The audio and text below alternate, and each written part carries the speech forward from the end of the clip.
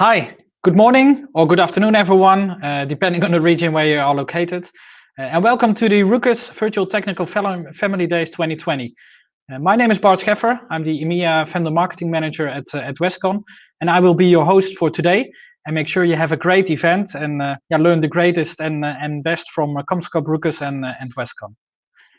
So, as we are joining this session today, a virtual event, we want you to experience the next level of our digital capabilities with our virtual event platform called Venue, in which you are logged in right now. But we also want you to discover the latest technical developments from Ruckus and how Westcon can support you with all your challenges that you might encourage. Engage with us, be an active participant in this event, and ask us also your questions. But also participate in our quiz on the next day tomorrow to win some amazing prizes. But also make sure to witness those live demos that we have in store for you in your own language, which you are able to join as of today. And also share your opinion, because we really value your feedback on the content of today's show, but also what you want to hear in the future from next events that we will be hosting. Today we will be focused around the unified management of Wi-Fi and LAN with Ruckus Unleashed and the cloud solutions. So those sessions will be hosted in your local language. So we've got technical experts around the globe joined in today to give you all those latest updates. We will, for tomorrow, have a session around multi-gig and POA evolution. So that will also be an interesting topic. And we will start today with a welcome introduction by Mariana Niknicht, the Vice President of Networking and Collaboration at Westcon, and Juan Aguirre, Director Partner Sales at Comscope. But maybe just shortly before we kick off, I'm actually quite interested where all your people are based at this moment and are joining from. So if you could just type in your location, you would see it at the right of your screen. There is a little box where you can type in the location where you are based. So it would be really cool to see, from where in the globe you are located today, as we're hosting this as an EMEA event. So I see some results coming in: London, Ireland, Cirencester. So that's really great. South Africa, Bristol. So lots of places. So we have today the technical breakout session, obviously in English available, but also in Spanish, French, German, and Dutch. So a lot of people from a lot of different countries. So I see some people from Germany. Good to see Portugal. It's a real nice mix. I see some more people from Bristol and UK, South Africa, Osnabrück, Ghana even.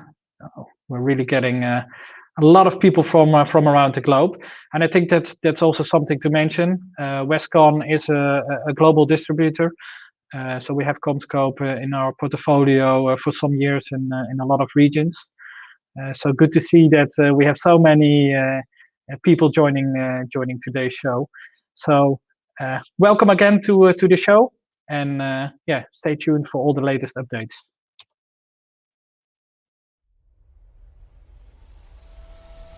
As businesses experience ongoing digital transformation, new opportunities are created. With subscription and consumption models taking hold in a cloud-based world.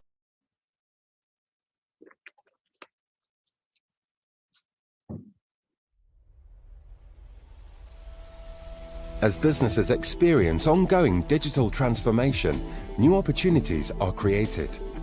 With subscription and consumption models taking hold in a cloud-based world, exciting openings emerge for vendors, partners and channel players, creating a new breed of distribution. That's why at Westcon, we're creating a future built on winning alliances.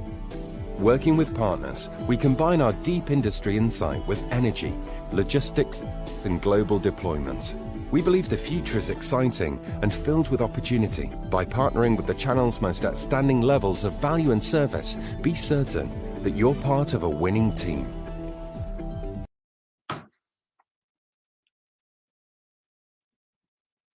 And I think now over to you, Mariana. Hello, everyone. So, yes, you see, everything is live. Yes, and then some things could happen. But I think now you have seen the video complete. So, I want to welcome you to the Westcon and Comscope Technical Training Days. To be honest, we have already over 100 attendees from our resellers, Ruckus, and Westcon people. Thanks you all for joining. I am Marian Nickenig, VP Networking and Collaboration at Westcon, and I want to welcome you to our virtual technical family days together with Comscope Ruckus. Most of you are already aware of what Westcon as a business can do for you, as many of you have been working for us for years. But just shortly to recap, we have 4 warehouses in EMEA, in the UK, Netherlands, Dubai, and South Africa. We have a team of over 2,100 employees across EMEA. We focus with a focused portfolio of vendors, which we know inside out. We have a large certified training academy, delivering online and on-site instructor-led trainings. We provide staging and supply chain services. We specialized in global deployment, delivering to more than 180 countries around the world. Our industry-leading suite of tools includes our automated cloud billing platform Blue Sky and PartnerView, where you can place orders, check stock availability, view all your transaction, renewals, and related serial numbers all in one place at the touch of your keyboard. You know all of this already. Today, I want to tell you about the things you may not know about Westcon, the capabilities and teams that you don't work with every day, but who are the heart of Westcon. When COVID forced us all to rethink the way we worked, our leadership team reacted rapidly. Our priorities is always the safety of our staff, so it was decided that everyone should be able to work from home as soon as possible. Our IT team enabled remote working for all of our 3,000 plus employees across the world in just a few days. No small feat for the business that was mostly office-based before. For the warehouse team who couldn't work from home, extra protection was needed to keep them safe. We supplied masks and protective equipment and created teams with backup staff, so even if one was affected, we could still guarantee a seamless, uninterrupted service. We continued to deep clean our warehouse every day and keep the team safe and healthy. They do a great job for all of us. Our staging teams are operating too, so we can continue to send products directly to your customers for your remote implementations. The HR team continues to support our employees through these challenges times with health and well-being initiatives, encouraging us to get fresh air, exercise, play games, and more to help us all to stay productive and positive. And our marketing teams have worked hard to pivot to virtual events so that even if we cannot see you face to face, we can still connect, engage, and support you. Difficult times demand new solutions. Adapting the new normal is a huge challenge and a huge opportunity for the industry. Technology is always changing, but what had happened in the last 6 to 8 months is unprecedented. IT now moves even faster. Westcon's relationship with Ruckus started in 2010 with the sub-Saharan African region. From there, we have grown to a pan-EMEA distributor. With a recent extension to our contract in Europe, we now cover the EMEA region from our offices in Europe, Middle East, and South Africa. Ruckus offers partner a comprehensive range of converged networking solutions, including switching, wireless access, analytics, and cloud management. All these offering ties into a holistic offer from Westcon, enabling us to provide the services you and your customers expect where and when you need them. Serving customers from SMB to enterprise, Westcon can offer partners easy design assistance, multi-country deployment services, staging, training, and world-class logistical services. And with many more value adds, we create a real sales value with bespoken services for both our partners and their end users. Our global footprint with over 180 countries is a key enabler for opportunities requiring multi-country deployment. Whatever the opportunity, we work with Ruckus and yourself together to make them happen for you. I will now hand over to Juan Aguirre, Director Partner Sales EMEA. Hi Juan, welcome to the show. Thank you very much, Mariana. I'm happy we're not doing any online yoga because that would have definitely challenged me big time today. So I've got a little question for you. Do you know? Oh, you've disappeared.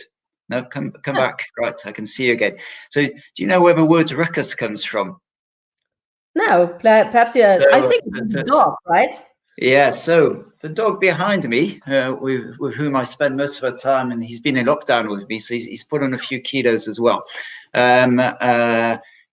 was making a lot of noise. He was making a ruckus, and that suddenly became the company Ruckus, because we like to make noise, but we also like to overcome noise and radio frequency noise to deliver good service. So that's just a little story about my friend Ruckus up there, the masked dog. So there you go. You've learned something today. Super. Thank you very much, Juan. And I wish you lots of fun with your presentation. Thank you very much, Mariana. Bye-bye. All right. Hi, everybody. So I'm Juan Aguirre, and I head up partner sales EMEA for Ruckus Comscope. And I'm delighted to be with you. I really would like one day to be in a conference event with a bar and being able to interact personally with you. But failing that, I think we're pretty privileged to be able to join Westcon and their pretty great online tools to engage and interact with you all. And if there's one thing I would ask you all over the next 2 days is please interact with us, please engage, please ask questions, don't be shy, discover more, and also after this event is over, carry on interacting with us, because within Westcon you've got a great set of commercial and technical people who can really help you in your needs and in what you're trying to achieve, and also fit in for Ruckus portfolio with a wider portfolio that Westcon have. So bringing a complete solution to your end customers. Right. So moving on, let me give you a bit of a background on Ruckus Comscope. Ruckus is a division within Comscope, and Comscope is a rather large company focused on networking. So whether it's venue and campus networks, whether it's fiber and copper cabling, whether it's 5G technology, indoor cellular, but also home networks. So the typical set-top boxes you may have with your cable operators, all that is within the Comscope portfolio. So there are a lot of pretty clever people working in Comscope, 30,000 of us, a good sized turnover, and that means there's a huge investment in research and development. And it also means that the Ruckus side of the business benefits from a lot of the research and the patents and the R&D we have across the wider organization. Speaking more to the Ruckus part of the organization, of which is close to my heart, we are now a combination of what was Ruckus and also what was Brocade. So we have the historic Ruckus Wi-Fi technology, and also the Brocade switching technology, which previously used to be Foundry Networks. So there's a lot of heritage in our product portfolio and in our DNA, and we aim to continue that heritage by innovating constantly. So the world out there, and on the next slide we'll see that the world out there has become has become a bit more complicated. Okay, and just a word, this is not my son. Okay, so I wouldn't impose my son to lift weights from this, and no kids were involved in trying to lift those weights. But the enterprise network and the enterprise world is becoming hard. It's not becoming easier. It's becoming way more complex, and what we're seeing is that it's now impossible to talk in silos and to look at the market in silos. So you have lighting, you have AV, you have security cameras, you have connectivity everywhere, you have applications running over them, you have external elements and pressures such as sustainability. You've got new standards, Wi-Fi 6 coming in, the impact of multi-gig, you have a requirement for visibility. All that means that it's a challenging world for the enterprise. It's a challenging world for you as partners who are addressing that enterprise market, and it's challenging for us as well. So let's look in greater detail into what we see are the challenges. All right, so your customer base. They have aging networks. So how many times do you walk into an enterprise, into a venue, into a school, into a hospital, into a hotel, and you have a look at the switch and you go, good gosh, you're running this network on 12-year-old switching. The bandwidth constraints, the inability to provide the relevant PoE budgets, the aging Wi-Fi infrastructures, which can't deal with a mass of mobile devices being thrown at them, which can't deal with streaming, which basically just do not give the right experience, whether it's for a guest, whether it's for an employee. It's becoming harder and harder to provide the right experience with an aging network, and it's also becoming way more costly. So in the old days, you could probably break things up fairly easily, but there's an increasing need for investment and for breaking down the silos. So do you invest in a Wi-Fi network on one side, into an IoT network on the other side? Do you manage them? Separately? How do you bring it all together? And ultimately, life is about an Excel sheet and about delivering results. So the IT departments of the enterprise industry out there have to deliver results. Have to deliver critical applications which are absolutely business critical, and have to do it within a certain frame or cost frame. Okay, and that's very, very difficult. And I think our role is to help them move to what is the new game, is understanding, hey, all right, what is my strategy for the next 5 years, my technology strategy? What am I going to do internally, and what am I going to put out there in the cloud? Am I going to trust a vendor and start putting my applications up in the cloud? What savings is that going to contribute to me? Is that going to make me scalable? Is that really going to help me address what my key stakeholders require? Okay, and how am I going to converge a network and all the services and applications that go around it? There's a huge element of operational efficiency and operational technology, okay? And convergence is at the heart of that. And that is extremely, extremely complicated. Let's move on. So within our DNA, we try and address a lot of those concerns, okay? So a lot of the concerns around investment. Okay, am I putting in something which is future-proof? Well, I'll tell you what, our switching is upgradable to multi-gig. Our cloud controllers are absolutely scalable. Our APs are IoT ready. Okay, so we're installing something today, but we're looking to the future. Okay, and we're looking to achieve quality over the coming years, and that's key. Okay, what is also key is that we are building optimized solutions. So if you look at our Wi-Fi has always been known for operating in difficult RF environments. Put a lot of walls in places, a lot of mirrors, anything, a lot of RF noise. We tend to be able to optimize, okay, and that's key. Okay, we also try and just add that layer of simplicity of unified management. Okay, so someone, you as a partner, can totally manage your network. Okay, whether it's switching, whether it's the wireless element, whether it's the IoT, you have one controller which manages everything. Okay, and the beauty of that is, as you start being hit by more stringent SLAs, you need to know exactly where things go wrong, how to react. And you can't take a Wi-Fi network separately from a switching network. You need to have that unified pane of glass, okay? Whether it's for deployment, whether it's for operational reasons, okay? And the last point is everybody wants visibility, okay? People want data, okay?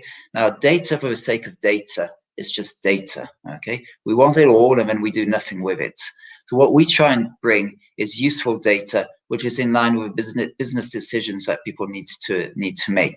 So our cloud analytics platform, or our SCI platform, not only provides you with the data, but also adds in a level of machine learning to indicate, okay, these are the trends, this is what's going wrong, this is how you should react. Okay, so that is absolutely fundamental for us. All right, so let me wrap up on the next slide, and it's all about dogs. Okay, but I tell you what, there's something about a dog which is great.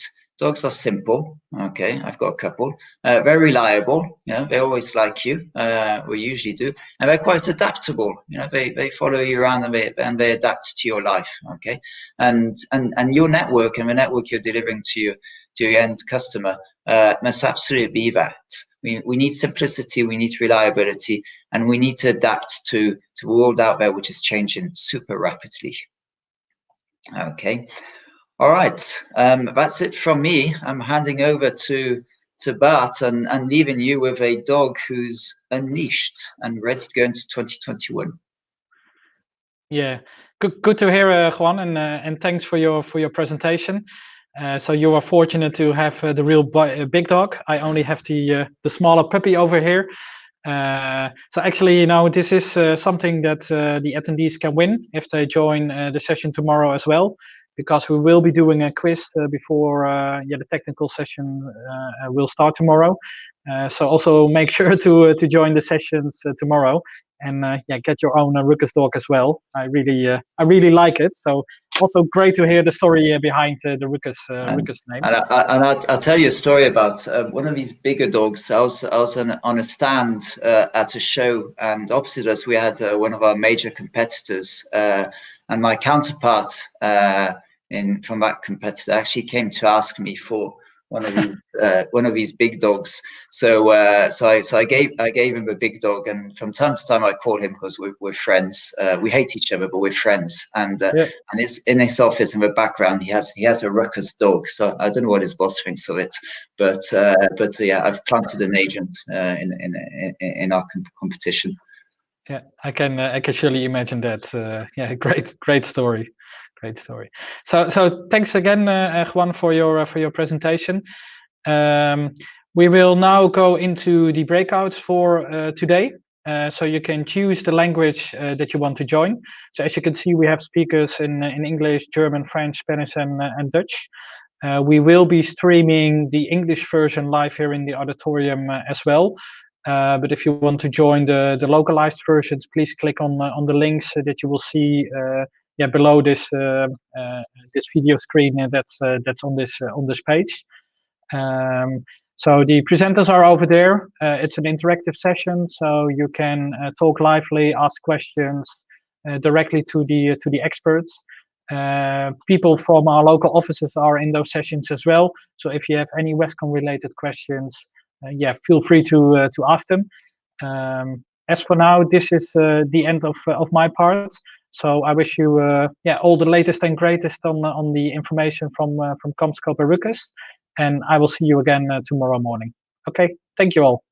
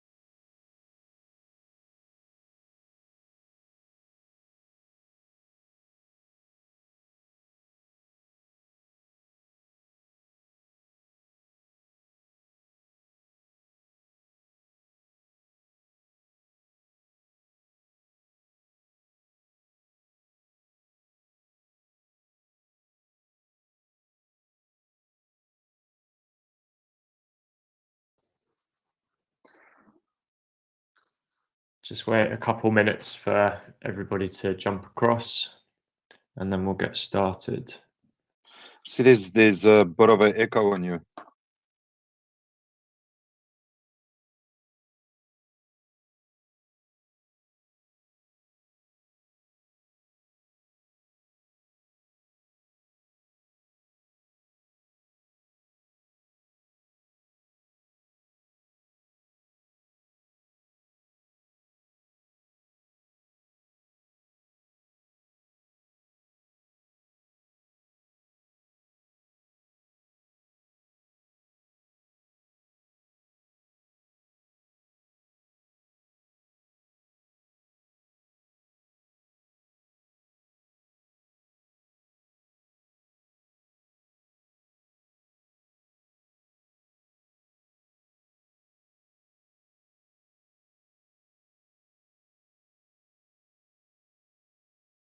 Sharing now. Can see your screen. Perfect.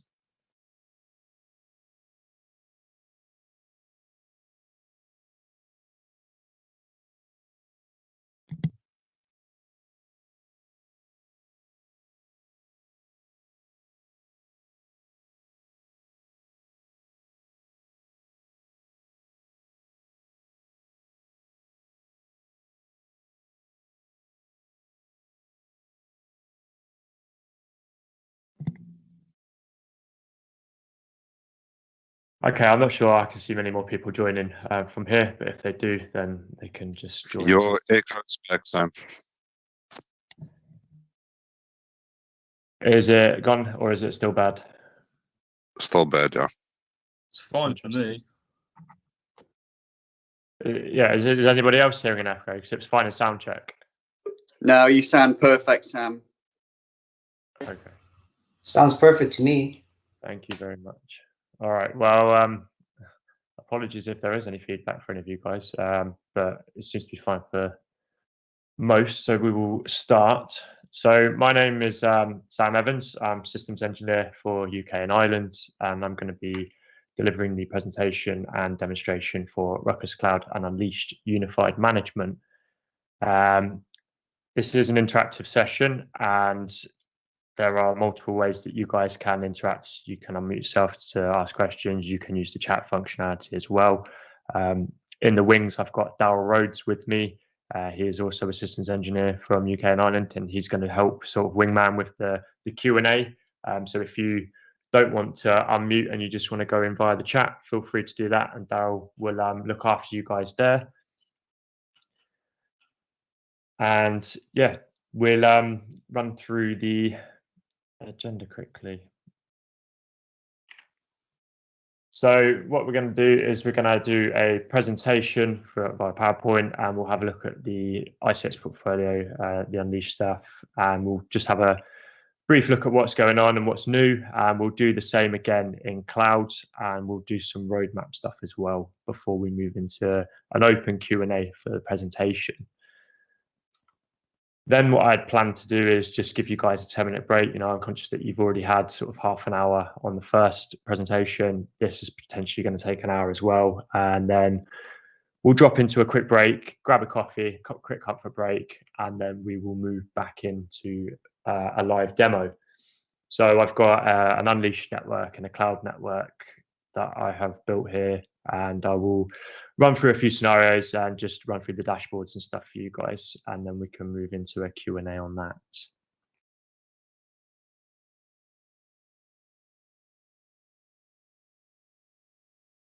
So before I do start, actually, I was told explicitly to make sure that someone had hit the record button before I plow into things. So has that happened? Can we confirm? Because I don't have a privilege to do that.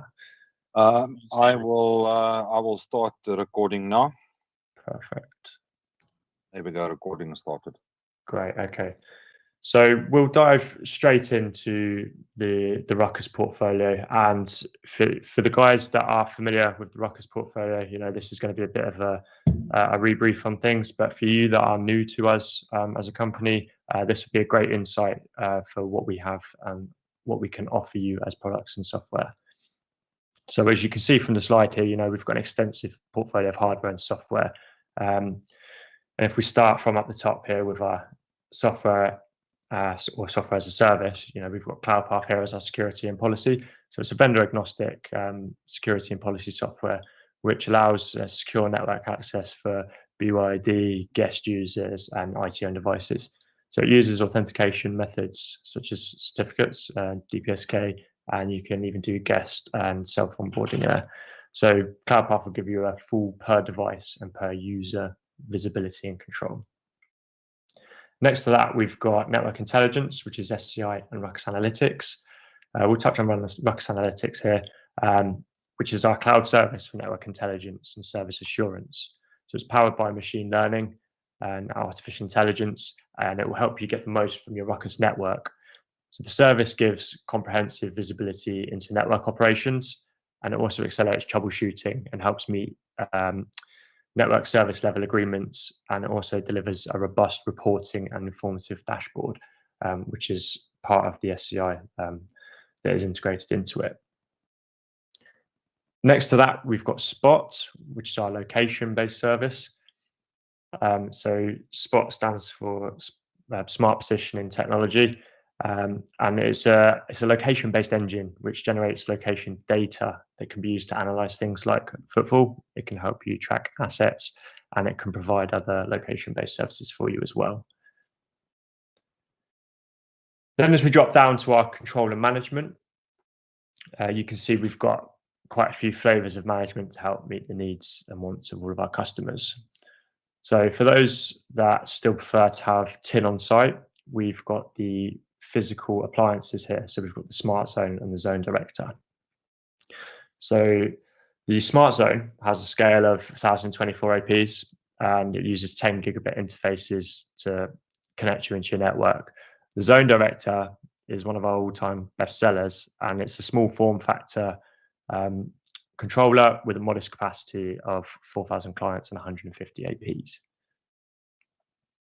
Then we've got our virtual appliance. So it's a Smart Zone based product. So this is a feature-rich management platform, and the scale for this is kind of unprecedented compared to the TIN. So a single Smart Zone can manage up to 10,000 access points and 150,000 clients. You can then cluster these as well. So if you were to put the Smart Zone into a 3+1 cluster, then you'll increase your capacity to 30,000 access points and 450,000 clients. So you can host the Smart Zones on VMware, KVW, CentOS, Hyper-V, AWS, Azure, or Google Computer Engine, GCE. Next up, we've got our Cloud Managed offering, which is one of the ones that we're going to be taking a deeper focus on today. So our cloud management is our management as a service platform. So this helps simplify deployments by allowing monitoring and management of your single site or geographically distributed multi-site wired and wireless networks, and you can do that from anywhere in the world. So there's no scale limits or no hard limits set here for a number of APs or anything you can host. So we host this. We host these across data centers all over the world. So the resources are on us to facilitate you guys. Then we've got our controllerless, which is Ruckus Unleashed. Again, the other side of the coin that we're going to be having a look at today. So this is our controllerless management platform. This is so where the APs do the heavy lifting for us. There isn't a physical controller required, but the APs do have built-in controller functionality. So the scale for this is it will do 128 APs and a couple of thousand clients. And you can also manage up to 8 switches per deployment as well. Then lastly, on the controller management, we've got our IoT controller. So, IoT's boomed in enterprise networks. There's sensors and devices everywhere in your day-to-day life now, in your homes, in your workplace. And IoT poses its own challenges because of the multitude of different silos and gateways that are being used to manage all different walks of devices. So what Ruckus IoT does is it unifies all of these into a single pane of glass. This common network simplifies IoT endpoint onboarding. It establishes uniform security for all of your devices as well. And it just converges IoT, endpoint management, and policy settings into a single place.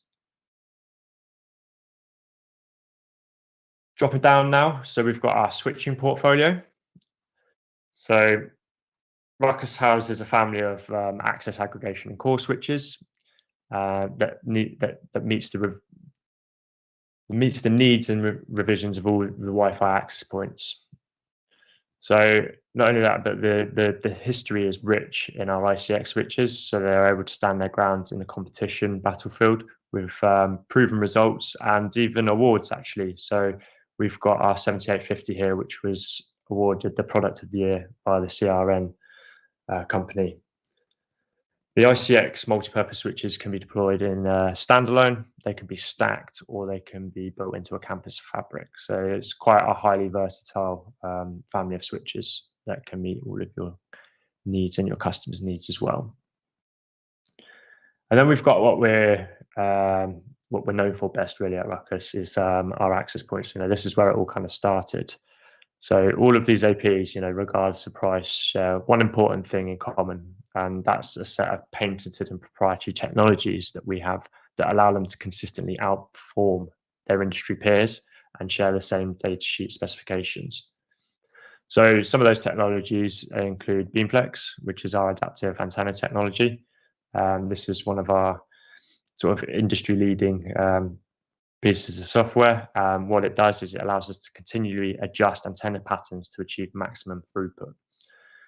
We've also got things like Channelfly, which will continually look at the spectrum and use machine learning to remember where the cleanest channels are, and then it will redirect traffic to those channels, and it will help them support the highest throughputs. So that's just a quick overview of what we've got available and the breadth of our Ruckus portfolio. So now we'll take a look at our ICX switching portfolio in a bit more depth. So as we've already said, the ICX line is it's a comprehensive portfolio of edge aggregation and core switches. One of the things that you can kind of see here from the outset is that we don't have a chassis, or we don't have any chassis switches. It's because we don't believe in them. They require too much upfront spending. They require too much power and cooling, and when it starts to come to updating time, it becomes quite expensive as well. So what we do instead is we've made our switches stackable, and how that works is you can stack a single family of switches together.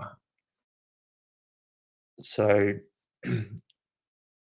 even in the aggregation, the core, or the access. So capacity can be scaled in a linear fashion, and that can be done at one appliance at a time. So the upfront cost can be as much or as little as you want.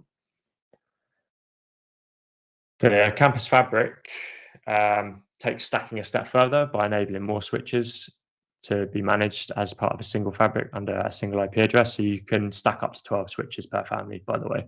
And when you extend that to a campus fabric, you can include up to 36 switches. So one of the things that we do have in our families of switches are a ZP variant of each model. So this is going to be our multi-gig 802.3BT high PoE version of switch, and we start those right down at the entry-level switches. So you can see down here on the 7150 to make multi-gig and the additional PoE requirements for things like Wi-Fi 6 more accessible to everybody. So you don't have to buy a higher end switch to be able to access this technology. And we also have a full range of fiber optic cables modules to accompany our switches as well.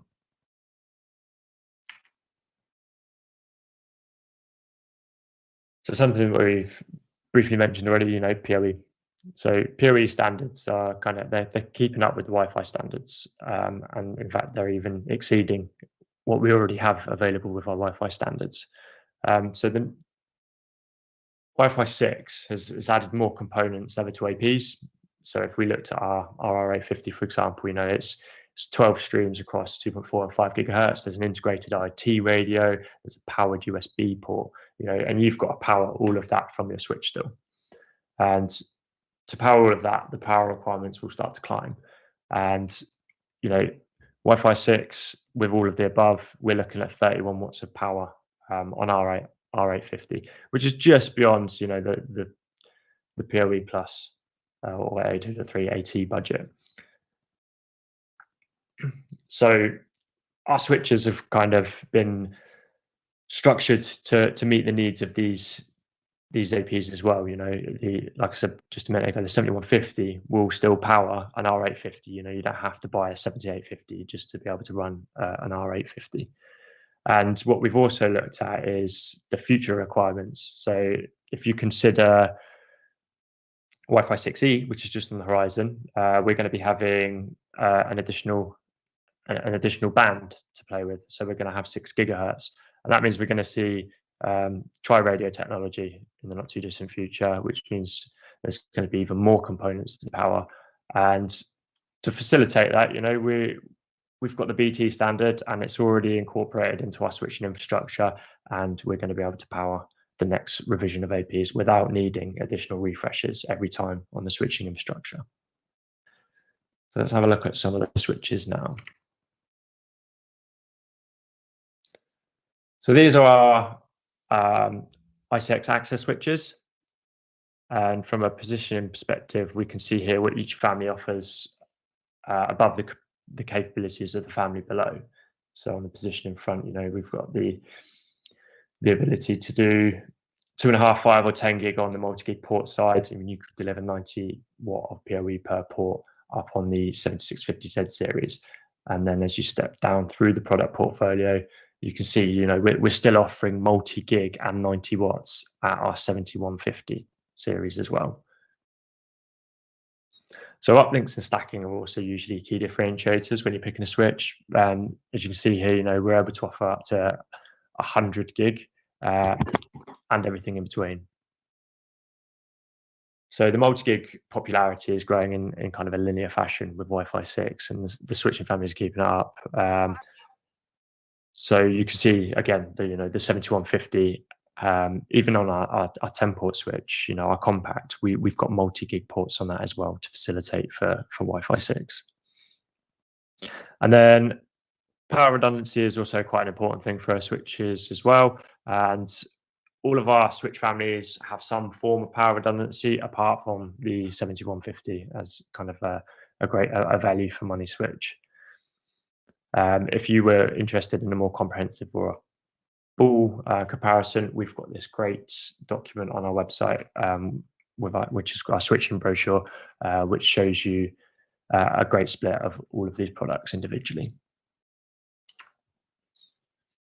And you heard me mention this in the last slide, you know, we compact switches as well. We've got 3 models of compact fanless switches for kind of our out-of-closet deployments. So for a multi-gig use case with Wi-Fi 6 and high PoE power, then you would look at using the 10-port compact multi-gig switch. You can see it's got the option of 2.5, 5 or 10 gig, and it does PoE and PoE plus up to 90 watts on specific ports. And it's got a full PoE budget of 240 watts, you know, which for a little switch is quite comprehensive. You can manage our switches, you know, via Smart Zone, Cloud, and Unleashed, and they're all fanless on these compact range as well. You know, interesting fact for the 7150s, for the full size switches that are fanned, you can actually disable the fans in the right environments if noise was an issue. So they offer full stacking as well on the compact switches too, which is great. And you can see a list price representation there as well.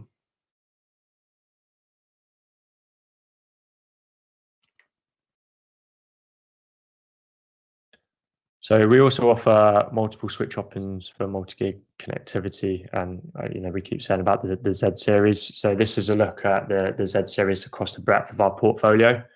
So if we start from the left, you know, we've got the 7650 48ZP, which is for kind of high performance deployments, and you've got the option of 5 or 10 gigabit Ethernet connections, and you could look at this from a future proofing perspective as well.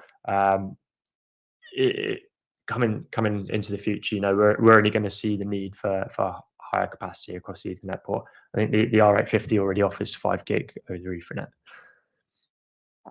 So we've also got on the other end of the spectrum the 7150 compacts that we've just spoken about, and this is for the customers that just need a couple of multi-gig ports. You might have that data cabinet that's just on the end of a run, and you just need to get a couple of APs online. So instead of having to shell out the full amount for a full size switch, you can drop a multi-gig switch into the rack. These come with rack mount as an option as well, so you can stick them into a 1U space in a rack, and you can offer what you would be able to from one of the higher end switches. And then again, if you've got a lot of APs coming back to a cab and you need a cost-effective solution, then we've got our 7150 48 ZP, with the ability to do multiple ports on multi-gig and with the higher PoE, all at kind of a more reasonable budget for the cost-conscious customers. So again, all of these are manageable by kind of Smart Zone or Unleashed. You can stack up to 12 of them in the same family, and yeah, there's a whole host of other software. There's a whole host of other conveniences for you as well, so you can stack them all together, and you can do in-service software upgrades, so you don't need to bring the switches down to keep them up to date and stuff. Now, if we have a look at our aggregation and core switches, so our top of the line 7850, this is our top performance, high density 40 by 100 gig switch. This is for kind of large aggregation and core deployments. So we've got the 7850 with a SKU for the 10 and 25 gig Ethernet ports as well, which seems to be a good fit for our data center deployments.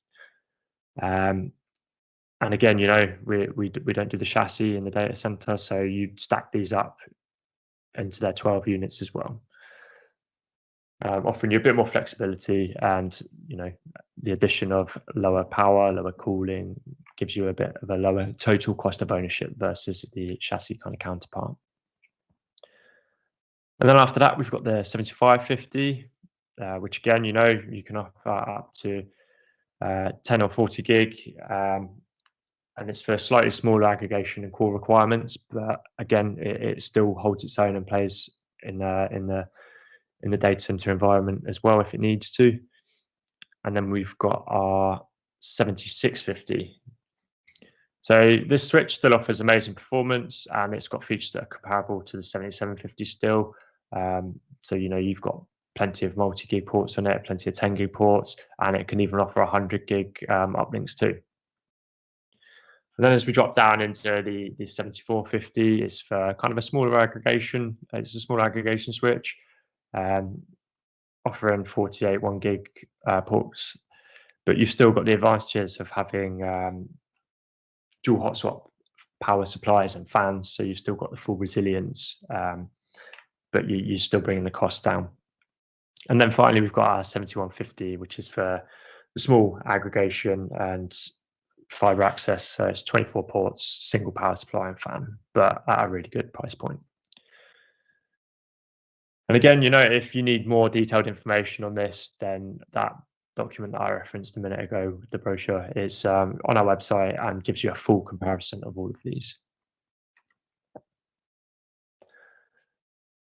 So something that's worth a mention is our limited lifetime warranty, which is among the best in the industry. So this will give you a lifetime repair and replacement of the switches, including next business day replacement, and it will give you access to lifetime software updates as well. So you do have tech support available. You do 8x5 for 90 days as standard on most of the switches. If there is an exception to that rule, which is the 7250, which comes with 24/7 for 3 years at no additional cost. And there are additional tech support contracts available, if you need 4-hour parts on site, or if you need full access to support, then we've got packages that you can kind of tailor make to yourselves as well as the pre-canned ones. One thing that we do with all of our switches that you'd see on the data sheets is the SKUs for them. We offer the bundles for them as well. So if you know that you need to purchase a switch with the additional modules in, and you would also like to wrap support around them that as well, then we offer the bundles, and they work out more cost effective than if you were to buy all of the components individually. Are there any questions on the switching portfolio? Sam, there's just one in the chat, which I'll be responding to now. Great. Thank you very much, Daryl. Okay, so next we're going to move on to Ruckus Unleashed, and we'll have a quick talk about that. So before we talk about Unleashed, we should probably talk about Wi-Fi 6 and some of the key features that are available in Wi-Fi 6. So all of the features that you see on the screen here are a part of the Wi-Fi 6 standard, and we've carried them into and made them available as part of our Ruckus Unleashed product portfolio. So we'll just have a quick look at each of them and what they are. We've got OFDMA. So this is going to enable efficient use of the Wi-Fi medium across multiple clients simultaneously. So instead of allocating the entire Wi-Fi bandwidth to a single client, the radio will be able to serve multiple clients in a single cycle. So gains in efficiency are analogous to the case where multiple cashiers in a supermarket checkout line can deliver a better customer experience over a single cashier serving all the customers. So this is great for handling short packets, and it makes best use of a big pipe without overhead by scheduling packets across smaller chunks of spectrum. And this is up to 37 clients at a time. And then we've got multi-user MIMO, which is it's not new to Wi-Fi 6. It was in Wi-Fi 5 as well, but we have uplink as well as downlink. And this is great for when there's lots of heavy payload traffic to various clients. But bear in mind this is capped to 8 because of the amount of chains in the radio. And then we've got some power efficiencies as well. And what this is going to enable us to do is it's going to leverage scheduling of traffic to tell clients when to wake up. So clients can actually micro sleep and wake up periodically. It's a more efficient way of power saving on the devices. So this is going to be great for battery powered things like IoT sensors and stuff that are going to be set up for extended periods of time and don't always need to be active on the network. We gained an additional modulation, so 1024 QAM. So this is up from 256 QAM, which was the Wi-Fi 5 kind of ceiling. So this is a 25% increase on more bits per symbol. And then we've got the long OFDM symbol. So this is something that's kind of been overlooked in wireless, especially from Wi-Fi 5, is making more outdoor deployments more robust and resilient. And the long OFDM symbol it essentially handles multipath better, and there's a lower overhead as well, but it just enables there to be a more efficient conversation in an outdoor or external environment. And then we've got BSS coloring. So this is going to allow spatial reuse, and it's going to increase simultaneous transmissions and optimize issues with contention. So it's going to allow more channels to coexist, and it's going to efficiently manage that to prevent there being a single broadcast domain.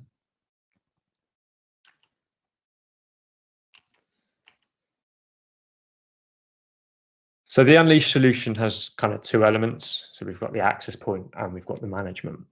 And APs are a key part of our DNA, which is kind of where we started. And we believe that we delivered the industry's best indoor, outdoor, and specialty Wi-Fi portfolio. So you can divide our APs into two categories by type and by tier. So if we look at them by type, we've got a full range of indoor, outdoor, and specialty ones. Our indoor R series are typically for ceiling mount deployments, and then we've got our outdoor APs, the T series, which are just up here as well. So these would be mounted on a pole. You can flat mount onto walls, and they can withstand kind of harsher outside environments. And then we've got our specialty APs as well. So we've got the H series, which is just support for an in-room So it's a wall mountable AP, and it's got a built-in switch on the bottom of it as well. We've got our C110, which is indoor deployments again, but it will support CMTS, so cable modem termination systems, and it's got a built-in DOCSIS 3.0 modem as well. It's quite a niche way of deploying things, but it's part of our specialty range, and it's a deployment scenario that we like to have covered as well. We've got our E510, so that's just down here, which is a small form factor outdoor AP, and it's got a separate antenna module for it as well, so you can install the base unit in a secure location and just have the antenna on display, and we get to retain our beam flex capabilities as well using our special antenna for it. And then we've got our M510 here, which has an LTE backhaul, so it provides Wi-Fi off of cellular, so it doesn't need a physical network uplink back into your network. So you can use this for pop-up retail. You can use it for emergency deployments. You could just use it to extend the Wi-Fi into the school field. It's got multiple use cases, and it's a great addition to our portfolio. And then if we look at them by tier, so we've got the 100s, so like the C110, and the 300 series, so like the 320, the 300, the 310s. So these are our most they're our most affordable APs. And then the other end of the spectrum, we've got the 700 and the 800 series, which are our highest performing APs with the most unique features. And then in the middle, we've got kind of the 5 and the 600 series, which are our best of class, best selling APs.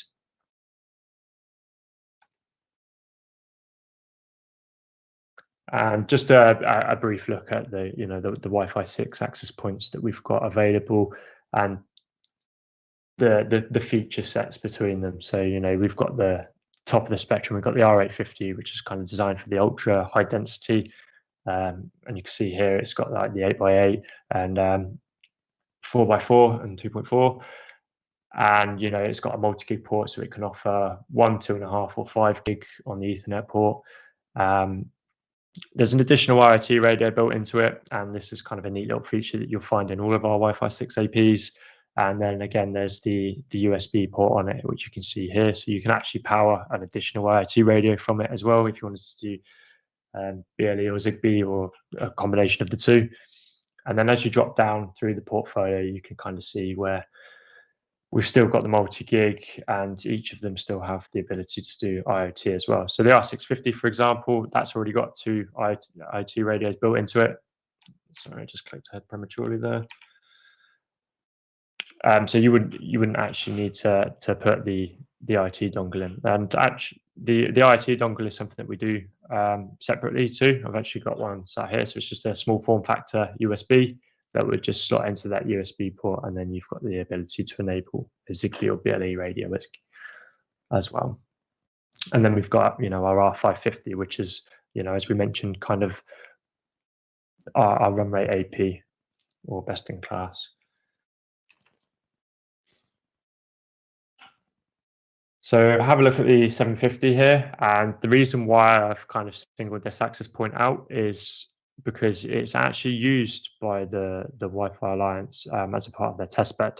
So what that means is that the R750 is a benchmark which will validate other devices for Wi-Fi 6 certification. And we're really proud of that here. With the first Wi-Fi 6 AP to market, and now we've got an AP in the testbed as well. It just kind of proves how far we've come with our technology and how good it stands up in the industry.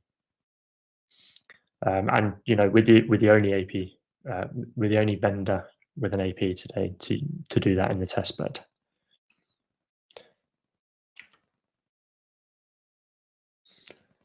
So we'll take a quick look at the SKUs and availability of the unleashed indoor APs. So one of the things that's unique to Ruckus is all of our access points can be managed by any of our platforms. But if you are to order an unleashed AP and know that that's what you're going to be doing with the access point, it makes sense to use the unleashed SKU for that access point. So the way to differentiate the SKU for an unleashed AP is we've got the U here instead of the 901. So 901 is used for an AP that ships in standalone modes or with standalone code on it, which can be used then to manage out to cloud, to smart zone, or in standalone. You can also flash it to manage Unleashed as well, but this AP or this SKU will already be shipped with that flash code on it. And then the 2Xs before the 00, that will be your country code. And again, for the outdoor APs as well. But one thing to remember with our outdoor access points is we do offer different antenna options. So not only we would do the Omni, we offer the ability to have a sectored antenna too. So you'll see that denoted by, instead of 0.1, we've got 5.1 for our sector. And in the Wi-Fi 5 kind of environment, you know, we've even got a 30-degree sectored antenna, which will be coming to Wi-Fi 6 too. Let's just have a quick look at the Ruckus Unleashed roadmap then. So this is stuff that we kind of have already delivered and what we've got coming as well. I thought it would be worth sharing all of it because it is very relevant. So for 200.9, we've added most of the Wi-Fi 6 access points. You can see here. You can also see a sneak peek into 2021, you know, the 350, R350 indoor and the T350 outdoor APs on their way. So they're going to be coming to Unleashed as well. We've also introduced another piece of our DPSK solution. So shared dynamic pre-shared keys has landed in Unleashed. Typically, this was just part of our Smart Zone offering. So just for the new people, just a quick catch up on what DPSK is. So DPSK, dynamic pre-shared key, which is built into Unleashed. We've got the ability to do 2048 keys available, and you can do this tied to a single MAC address, not to a specific MAC address for a client. You can also do now the shared or group DPSK, again built into Unleashed, same scale of 2048. So this key isn't tied to a MAC, and you can have multiple devices share the same key. And then we've got external DPSK. So this requires a component called CloudPath, which we've already spoken about. But what this essentially does is it allows you to remove the limitation on the number of keys. And again, you know, you don't have to have them tied to a MAC. And CloudPath will also provide the key management for that as well. So this is kind of useful for groups of devices. You know, we've got the shared room scenario, or if you want to be able to have like the home experience in student accommodation, you can have a single DPSK that is shared across multiple devices for one room, and you can actually assign a unique VLAN to that as well, so that they can have all of their devices in that one room, but not have the ability to see the devices in the room next door. So we've also added Wi-Fi calling. So this will let you set up a profile per carrier, and this is going to allow you to then have your traffic prioritized when the call's live. And we've got the ability to add a second master. So if the master of the Unleashed solution failed, then you can have a specific AP set up as the preferred second master, sat in the wings ready to take over. You know, this is useful for when you're running quite high numbers of Unleashed access points, and you want to and in a mixed environment as well, and you want to have the AP with the most resources available to take over, to keep the solution running for you. We've then added remote packet capture as well. So this is going to be a great tool, or we're going to add remote packet capture, sorry, should I say. So this is going to be a great tool to assist in the troubleshooting process, and it's all going to be enabled without having to put boots on the ground.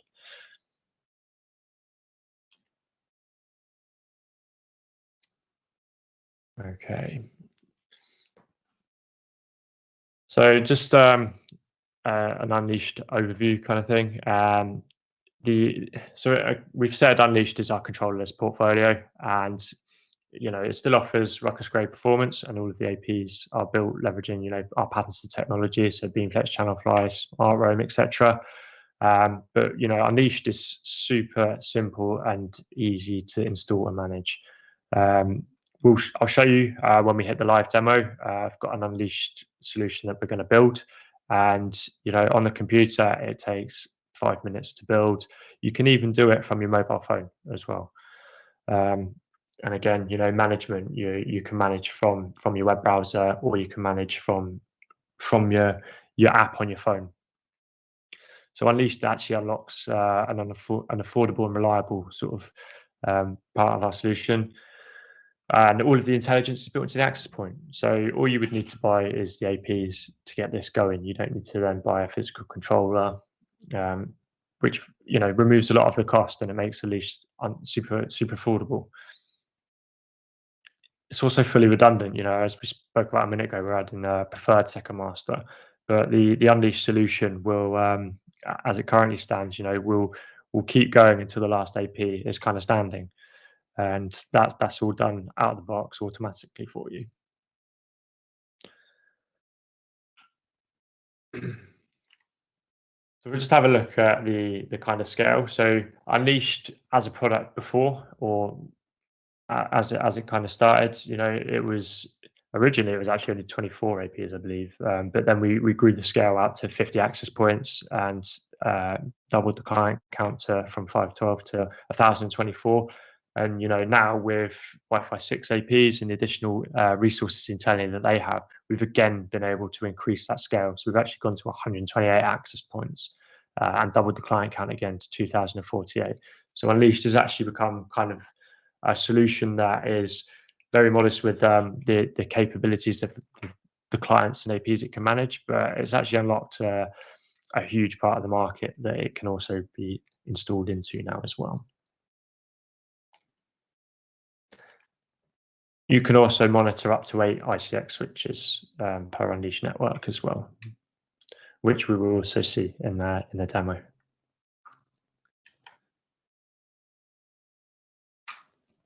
So just a quick note on the switches that are supported by Unleashed.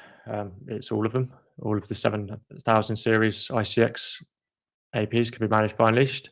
You just need to remember to make sure that the firmware meets the requirements. So you can see on here, it requires 8.0.90 or later. ICX switches can either run a layer 2 or a layer 3 image, so an SPS or an SPR image, and Unleashed will support both variants of that as well.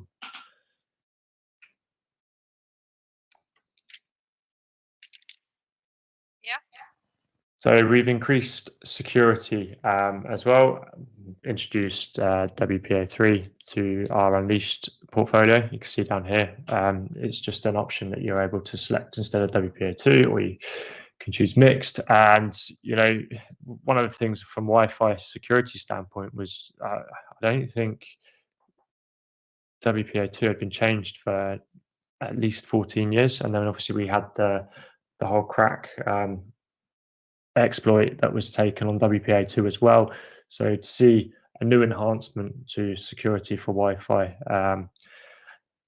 has been welcomed by the industry. And we've also got the enhancements of OWE, so off-unique wireless encryption. So this is a Wi-Fi standard which ensures that communication between a pair of endpoints is protected. It provides individualized data protection, so that data traffic between a client and an access point is individualized and protected. And other clients can still sniff and record this traffic, but they can't decrypt it because it's a unique session.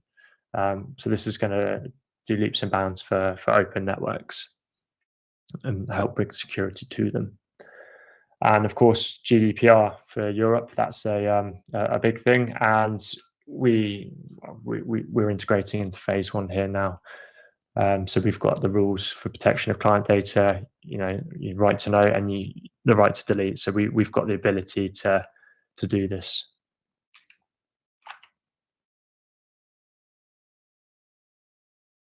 A neat little feature of Unleashed is URL filtering. It's not unique to Unleashed, but it's a feature that we have available here as well.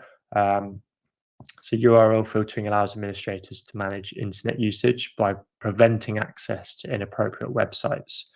So you can use a customizable combination of blacklists and whitelists. The URL filtering implementation uses a third-party web classification system, that groups like a wide variety of internet domains into various levels of inappropriate content, which is going to allow you flexible control according to the deployment environment. So each website is categorized into one of the 83 categories that we have, and we've got the ability to do predefined categories too. So we've got a no adult content one, which will do no adult content or nudity. We've got a clean and safe, so no adult content plus no malware, spyware, phishing, botnets, or spamware. Child and student friendly, so it will be a clean and safe environment, plus there's no access to things like alcohol, inappropriate images, intimate apparel, dating sites, or weapon paraphernalia.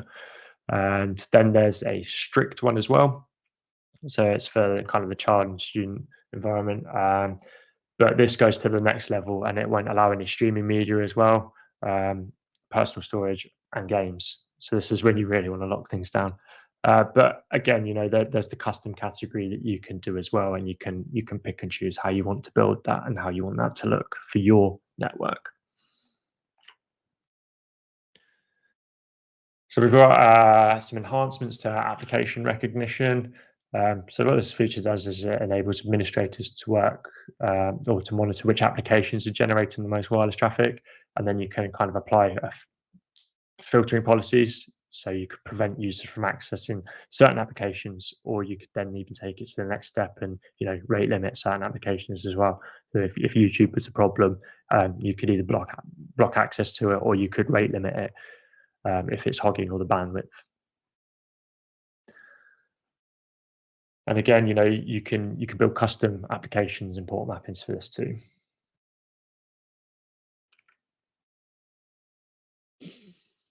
So some other changes and enhancements. We've changed the master election heartbeat from broadcast to unicast packets. We've added the Wi-Fi for reuse snippet for hotspot captive portal, and actually, Daryl spent a lot of time internally working on this as well. So if you do have any questions on that, make sure you get hold of him while he's here. We've got handy features like the PoE mode warning when an access point's receiving insufficient power. Because there are so many options now for PoE, it's becoming ever more useful to see what's being used and where, and if enough is being provided to those APs. We're pulling in some other features from our controller-based solutions, so we can do admin AD authentication. And we've got the integration of the M510 LTE AP, and you can do some custom SMS server stuff as well.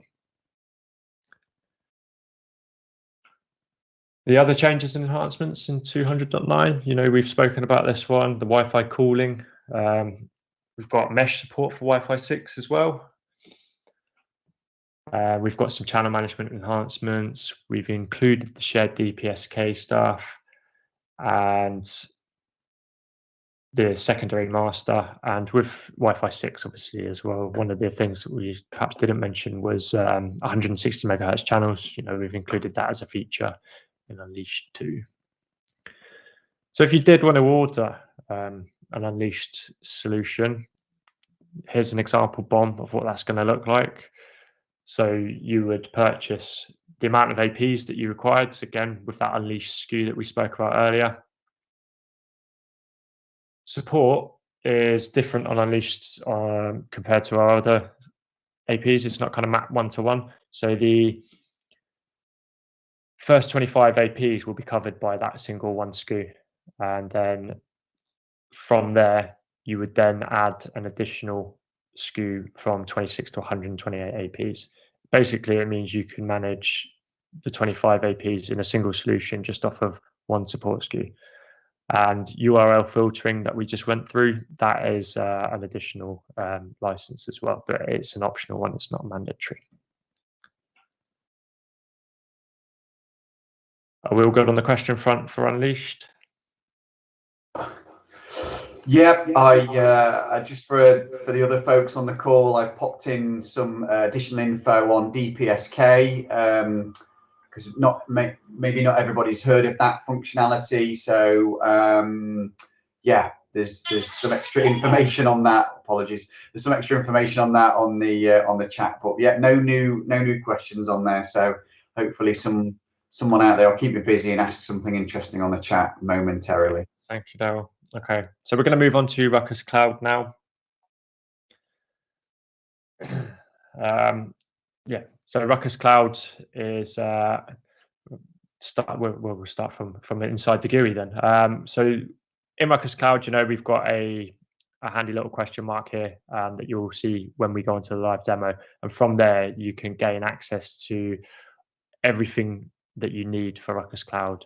You've got access to the full documentation. We've got a really good YouTube series, our how-to videos that links straight from the web GUI. You can have a look at the supported device models. We've got a slide coming up on that as well. Our API documentation. You can further sort of enhance the experience. You can create support cases and manage your support cases for Ruckus Cloud from the web GUI. So you don't have to log into the Ruckus support site directly anymore. You can just do everything from your cloud GUI. And again, if you want to have a look at the privacy stuff and about Ruckus Cloud, so that's your version and whatnot that you are running.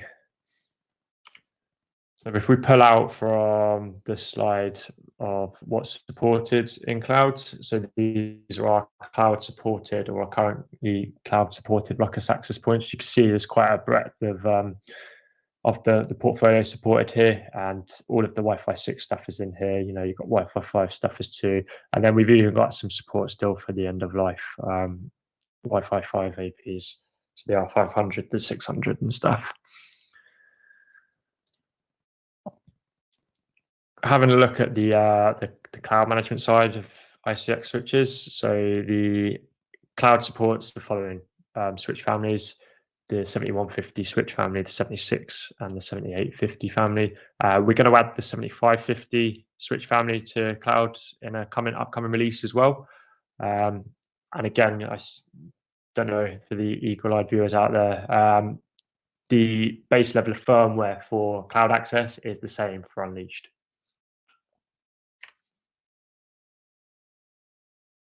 So as we just said, this is the base level of firmware for the cloud switches, but what we've also done is on the packaging, we'll have Ruckus Cloud ready on our newer switches. They'll either be on the packaging or on the switch themselves. But if you don't see the label, then you just need to check the version. And if it's not at the base level, then you'll need to take one of the upgrade paths to get it to it. For some people, TFTP isn't kind of really their bag. We've got this handy feature where you can actually upgrade the switches via USB. This is all shown on our YouTube channel with the YouTube content that I mentioned earlier. Great little how-to videos, and it'll walk you through it in 5 minutes. I'll have a quick look at the features and benefits. So actually, when we started Ruckus Cloud, it was Ruckus Wireless Cloud. There was no switching management, but as the product started to converge and as the platform became more of a single pane of glass, we had to look at rebranding and making sure that we were on the same page for this. So we've gone from Wi-Fi centric to the single pane, and it is now the Ruckus Cloud platform. We've also introduced more servers around the world as well. So you see the Asia server and with its specific URL down there as well. So here's kind of Ruckus Cloud summarized on a page. Well, Ruckus in its best fit. So it's for a mid-market, but for multi-site SMB as well. And you can see down Unleashed is single-site SMB, and then you've got Smart Zone for large enterprises too. And then just some representative examples there as well.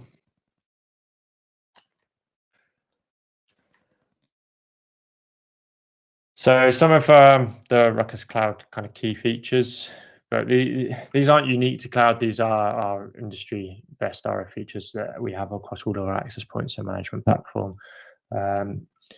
We've got the intuitive web UI as well. You know, we're going to see this in the demo, but the Ruckus Cloud stuff is wizard driven. It's really easy to start and finish a task. It's got a nice modern look to it. And again, with the whole converge thing, it's super easy to flick between your switching and your wireless. We've got a great dashboard, which will give you your network health at a glance. And again, you know, that's for both your Wi-Fi and your switching.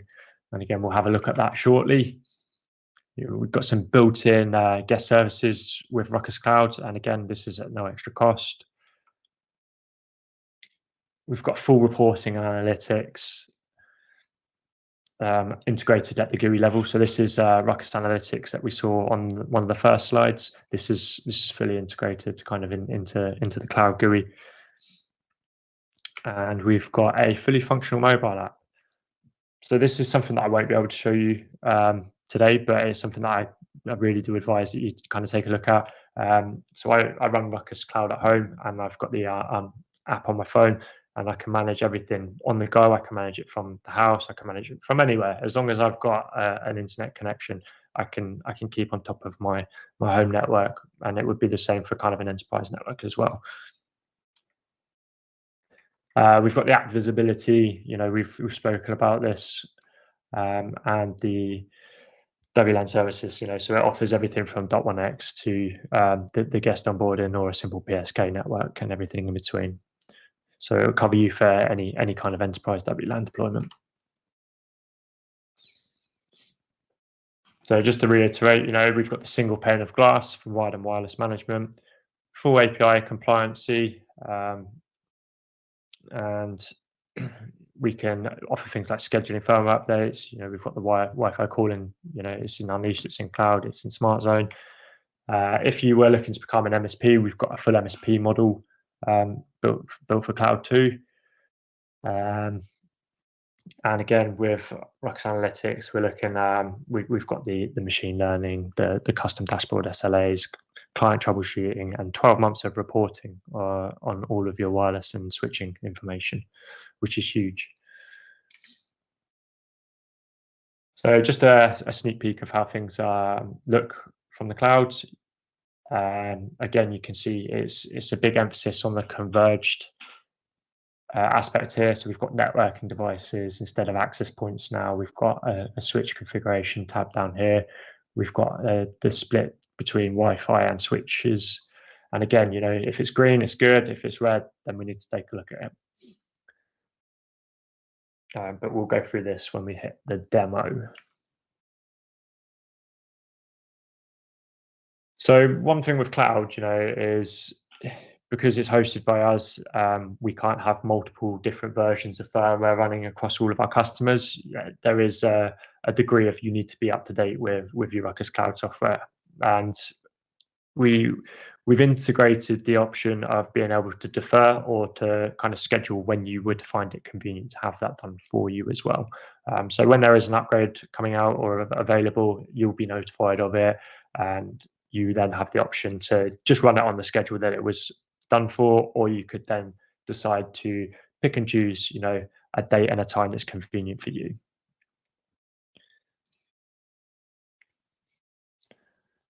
Our Wi-Fi calling profiles, again, you know, we'll have a quick look at this when we're running through the demo stuff, but you've got the ability to create multiple profiles for all of the different carriers. You can enable them on the WLAN, and you can pull multiple in as well. So what this is going to do is enable you to have a secure conversation on your mobile phone, because it authenticates to the carrier, and it's managed completely by QoS on the cloud platform. So you can still continue to wander around, you know, and you've got the roaming ability as well. And you know, like I said, we'll show you how easy this is to set up in the demo.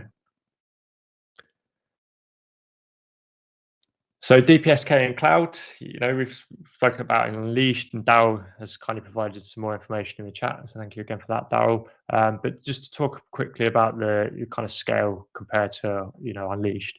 So if you remember, for Unleashed, we were looking at 2,048 keys.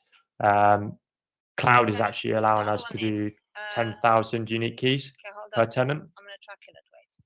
Wait. Someone not on mute there. we could grab them onto me, please. So these 10,000 keys can be a group or shared key. It can also be the bound version or the unbound, so if it's tied to a MAC address or not. You can mix and match the variety of that, but it just cannot exceed a total of 10,000 keys. You would see when we do the demo that the generation will only allow you to do 5,000 keys at a time, but you could just do 2 batches of 5,000 if you were trying to create the full capacity of 10,000.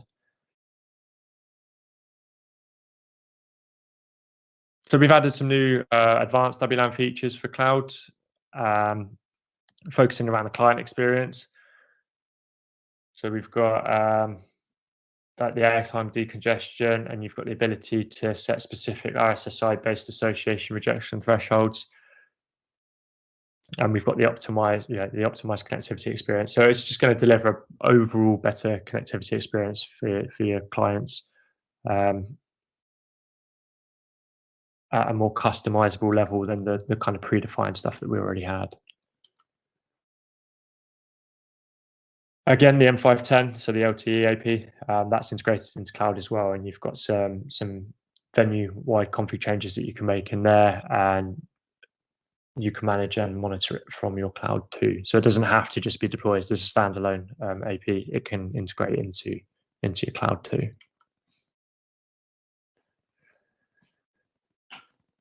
So in highly distributed environments, we've got a couple of APs on a site. The ability for an access point or a set of APs to provide, the DHCP and the NAT support to local client device, it simplifies the deployment. So you've got an all-in-one functionality on your access point. So it's actually going to eliminate the need for a separate router or DHCP server for each site. So this is going to keep, again, like the total cost of ownership. It's going to drive that down. Ease of deployment is just going to make it 100 times easier to deploy as well, and you've got a single pane to manage all of that too. So really, all you're going to need is someone to hang the AP or rack the switch on site, and you can kind of configure the rest remotely.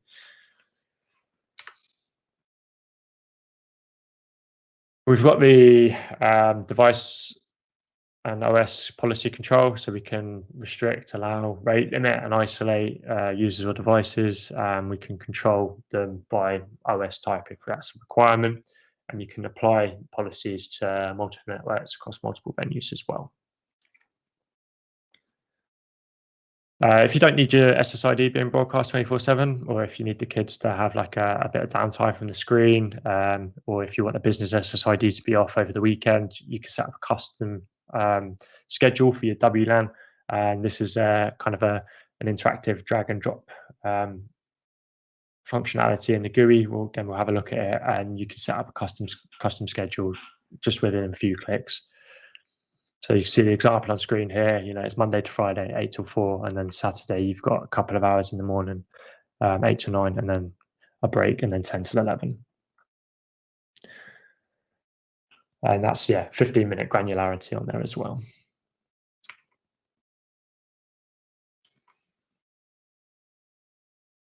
So what can you do with a switch in the cloud?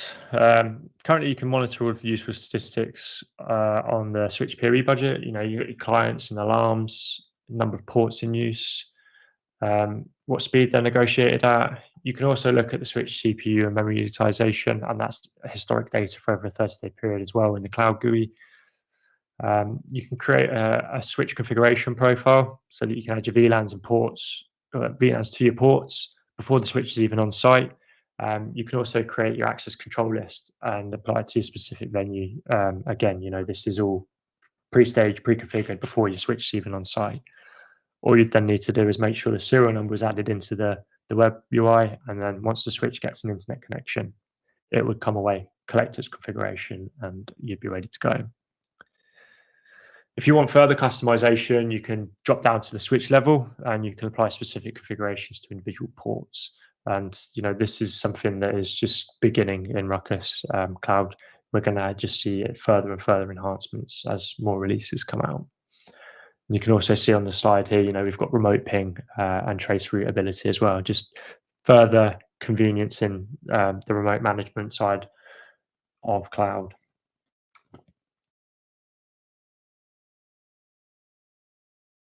So as we just said, and this is just a visual representation for you. Define your configuration profile. You apply it to a venue or multiple venues if that's the case. And then once the switch is added to the venue, there's no need to intervene. It goes away and does it all for you. And you can even add them via the app. So just on the screen here, actually, on the screen here, you can see this is a mobile view of what you can see on the dashboard here. You would add a switch via its serial number, or you can actually use the phone's integrated camera to scan the barcode above the serial number. This applies to both access points and switches as well. And then you just pop it into the venue that you want.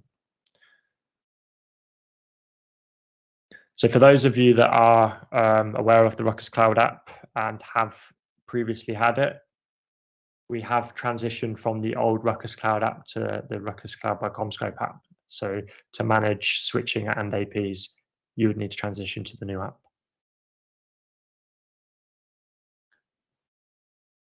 So we've also got a single pane for alarms and events as well. It will give you all products. It will give you your switch, your AP, and it will give you a list of kind of the following things here. So if you get fan failure, power supply failure, it's going to give you an alert. If your switch drops off of the cloud for more than 15 minutes, or if it goes offline for more than 15 minutes, you will get an event notification. You can further set up email notifications as well. So again, in my home lab, I've set that up. So if my APs go offline, I will receive an email. Same with the switches.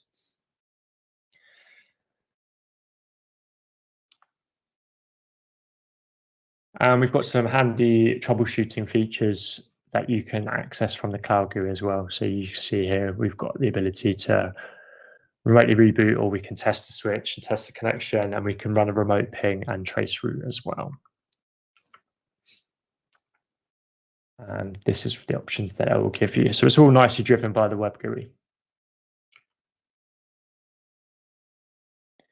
So just a couple of things to keep in mind when you're using switches with the cloud. You're not going to be able to access and change configuration via the CLI. You will be able to access the CLI, but it'll be in a read-only capacity. So it's kind of intended for greenfield deployments only. There is a password that is provisioned by the cloud for CLI access, and again, I'll show you that in the demo.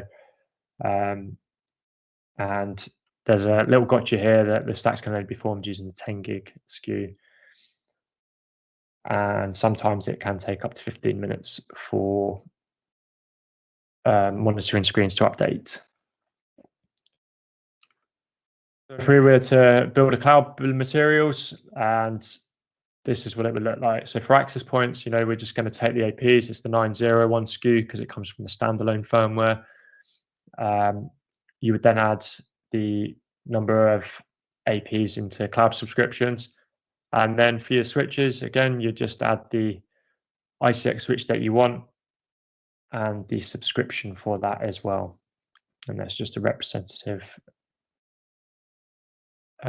cost difference between the subscription level for the 7150 and the 7650. So obviously there's a bit more to support with the 7650. So the cloud license for switches includes RMT or remote TAC support. So you don't need to purchase the additional switch support, which kind of null and voids the bundles that we offer for a cloud capacity. And then a quick peek at the cloud roadmap. So you can see here, there's a lot going on with cloud, and it's something that we are heavily investing in, and something that we are continuously updating and adding features to. So you can see we've added the unified management back in Q1 earlier this year, and the scheduled firmware update and Ruckus Analytics as well came in, which gives you access to all of this. Then we started seeing enhancements with WPA3 and DHCP NAT per AP. And what we've got coming, external DPSK. So, this is available in Unleashed already. It's where you would integrate CloudPath to remove kind of the scale limitation on DPSK keys. if you're hitting 10,000 DPSK keys, then you've got a good size deployment coming up anyway. We're going to be adding URL filtering as well. The ability to add on-prem virtual data planes and a few extras down there as well.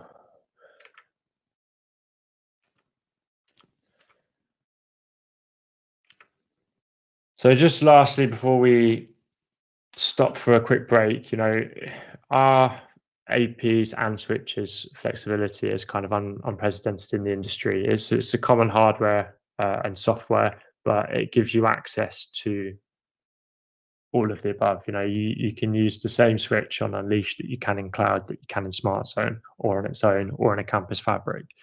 We're not tying you to buy a specific product and then tying it to a specific management platform. It's the same with the APs as well. If you can run it in Unleash, you can run it in cloud and Smart Zone. Some vendors will tie you into a specific management platform when you buy a specific AP, but we offer the full flexibility and ability to chop and change between. So as your needs grow, so can your environment as well. So I'm going to park the presentation there. Hopefully there's no outstanding questions, Daryl.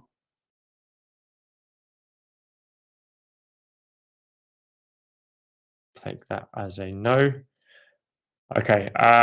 Sorry, Sam. I'm juggling about 35 different windows here. No, not to worry. We've had some questions in the chat, so it might be worth everyone keeping an eye on there. I think some, and I've also put some links in there with further details on the Ruckus Education YouTube channel, which is Brilliant. Great entertainment for the weekend, and also just an overview of cloud management as you were talking about it as well. So yeah, the chat's getting quite busy now, so worth keeping an eye on it. Thanks, everyone.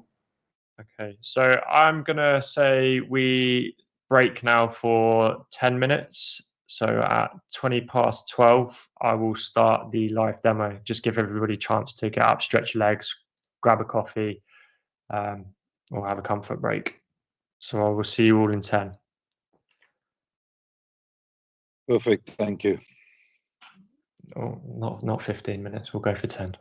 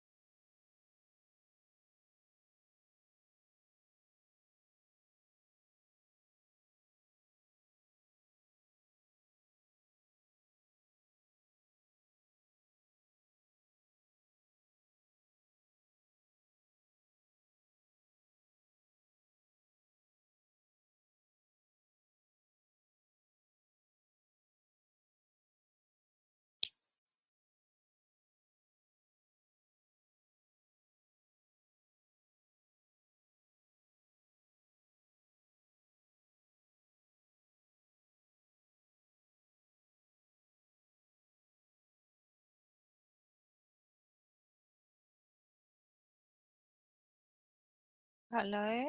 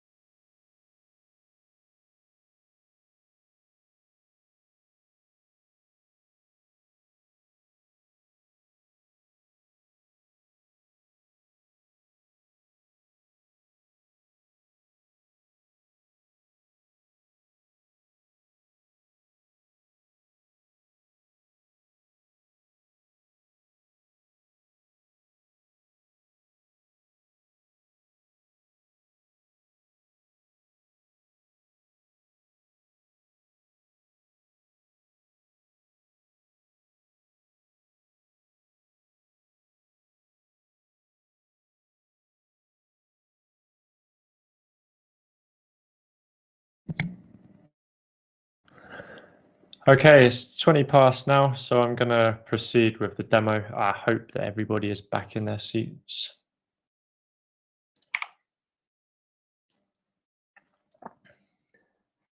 Okay, so we're going to start with Ruckus Cloud. And so far, all I've done is log into the cloud. So this is the cloud GUI that we saw in the presentation, and this is what you will be presented with when you log into your GUI. And as you can see here, you know, we've got an interactive Google map here, so we can actually zoom in and out here, and we can see where the different venues are. The different venues are represented by the teardrop. So we can see my house is here, and then I've set up a dummy venue for the Westcon Day here. You've got the legend here, the key, sorry, here. So if it's red, it requires attention, yellow, temporary degraded, setup phase, or operational. And we can see that they're both operational. And again, if you hover over, you get an idea of what's going on in the network there as well. So again, networking devices, we've got Wi-Fi and we've got switch. So as I said earlier, you know, I run my home on Ruckus Cloud. So if we were to click into that, we would see we've got an AP. We've got one set up already for the Westcon venue 2, and then we've got our switching as well.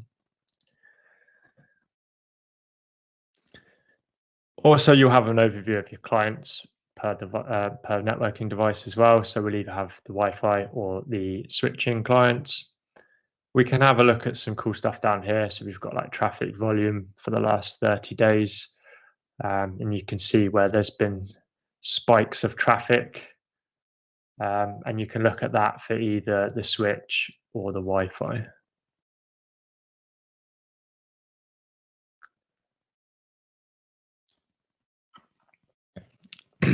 From here, you can do some quick adds. So you could actually add a venue here if you needed to.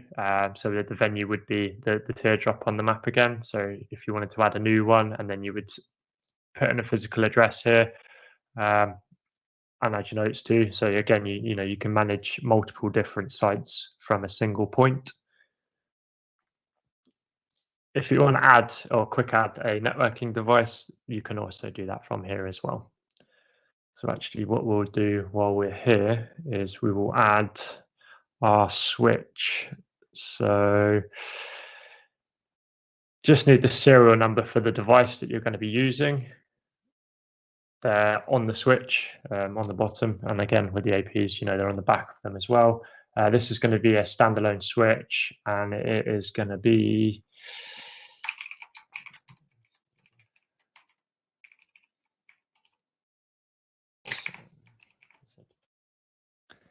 okay, and we will create that.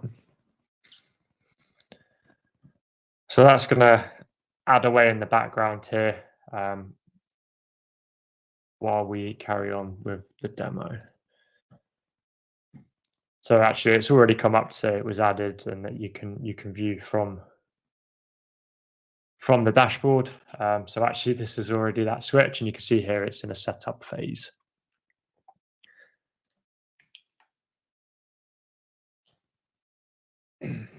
Okay, so again, you know, the dashboard here is updated. So we've got a grey teardrop, we've got the grey up here. So we know that it's in setup phase, and we know that it's going to be added.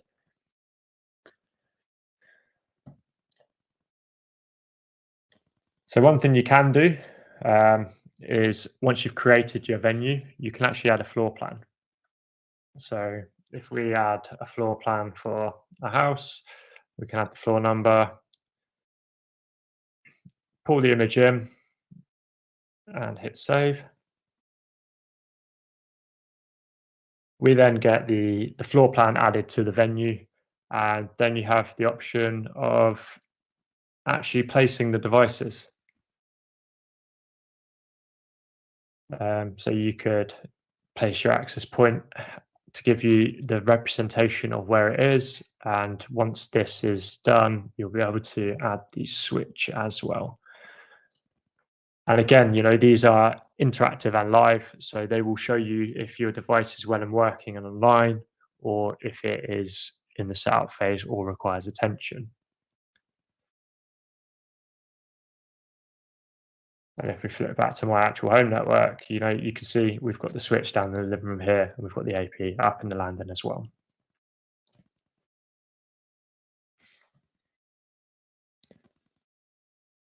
So what I did was I set up a switch configuration profile for this switch that we're adding.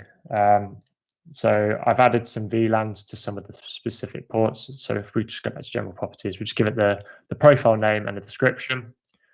You can then add your VLAN IDs and your VLAN names and set up a few different bits and pieces here if you needed to. So if you wanted to add another one,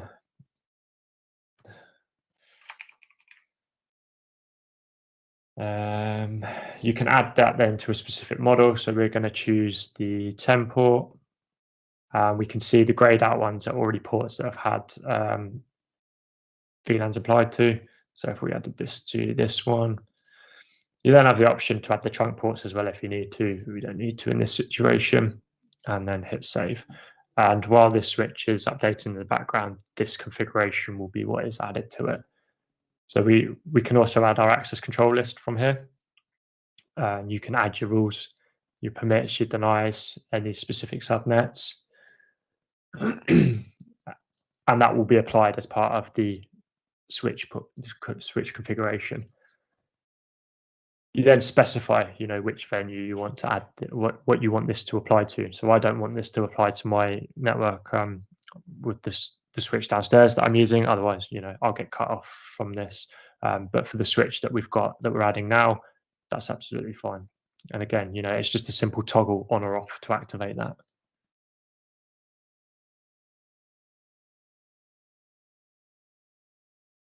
So if we go back to our venue here, and on the top, we can see actually I've connected a client to the AP, which I'd added earlier.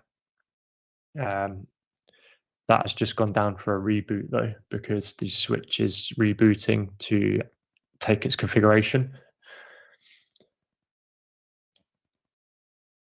And you can see then which wireless networks are active for that venue. So this is an overview of all of the wireless networks that I have created in my cloud platform. And you can see that I actually only have 2 enabled on this specific one. So we've got a DPSK one here, and then we've got the Westcon RTF one here. So if we just have a look at this one, for example, it gives you a nice topology of the switch. You can pull out for more details as well, and it will give you the extended details or the advanced details of that WLAN. And if you were in need of the WLAN password, this is WPA2 that I've set up here, you just need to hit the review button there. So what we can have a look at, and perhaps this would be a better one to have a look at from my personal network. We can have a look at the top 10 applications by traffic volume. We can pull that to the last 30 days in the cloud GUI, and we can see the kind of breakdown of what's going on my network. I use a VPN for pretty much everything work related, so you'll see most of that come through as the unknown traffic there. And if you need to, you could drill down from there. And again, if you want to go down into just a 7-day split or the last 24 hours to see what's going on, you can do that as well. You get an enhanced view of all of this stuff from analytics, but you've got the ability to then chop and change to and from or total. And you can see the client counts over that breadth of time. So if we wanted to create a new wireless network to add to our Westcon venue, then we just need to hit add network, just like I saw on the back here. So we can give it a name. So we could just call this one the test network. And then you've got a whole host of options down here. And whichever one you select will then give you your representative topology from it here. So if you wanted to do just a pre-shared key, then you would hit next on this, and then you've got the options to drop down in here and set your password. If you wanted to do a dynamic pre-shared key, You can then choose if you want the password to show as the most secured, keyboard friendly, or the numbers only. So if you hover over the question marks next to anything in cloud, it will give you an overview of what it is that you're actually selecting and what you can do here. And then you can change your passphrase length as well. And you can set your expiry date. Then you choose which venue you want to activate it on. If you want to put it on all of the access points or just some of the access points, if you want it on just 2.4, or if you want it on just 5 gigahertz, or both. And then you can set up your schedule from here as well. So you just take your custom schedule and then you just simply drag and play with what you'd like to set up. And you hit OK. And create.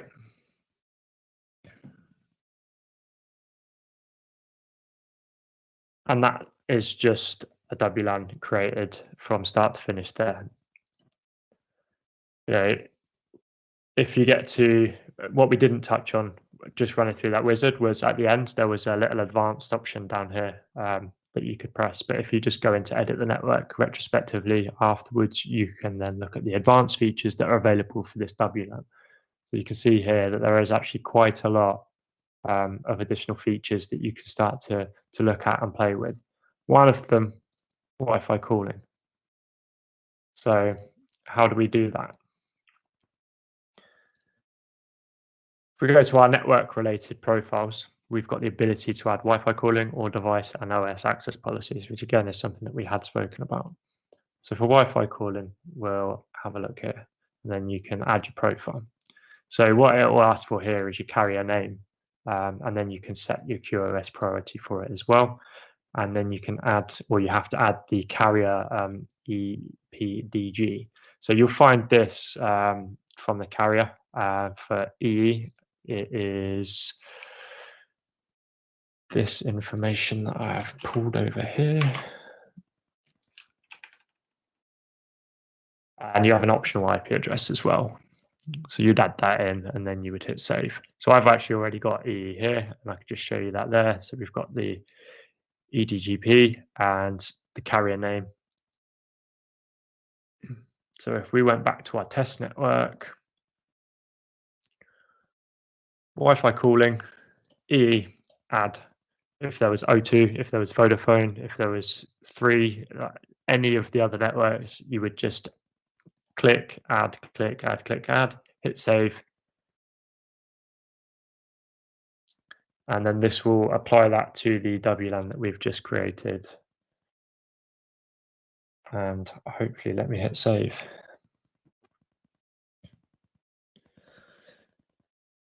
Stuff's going down for reboots again, I'm sure.